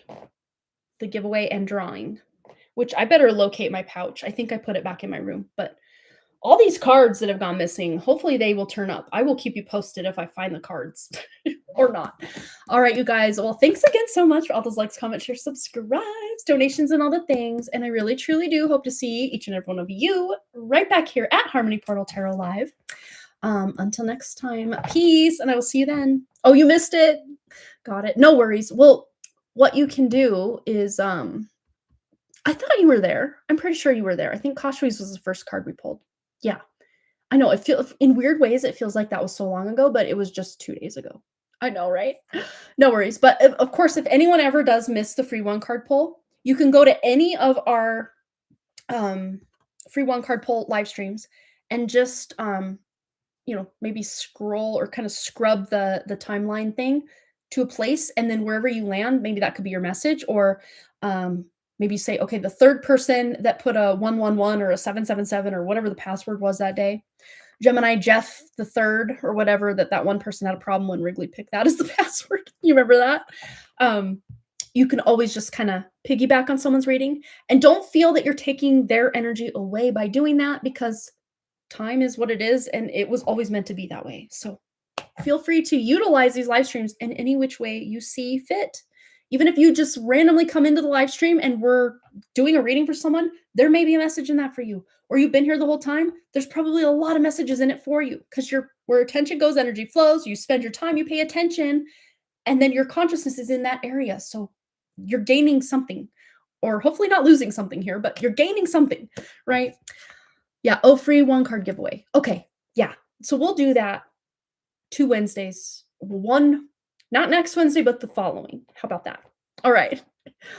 That's for some reason I kind of thought that's what you meant because I know you were here for the last one. So yeah, that was something. I couldn't believe that. I'm like, let him pick what he wants as the password.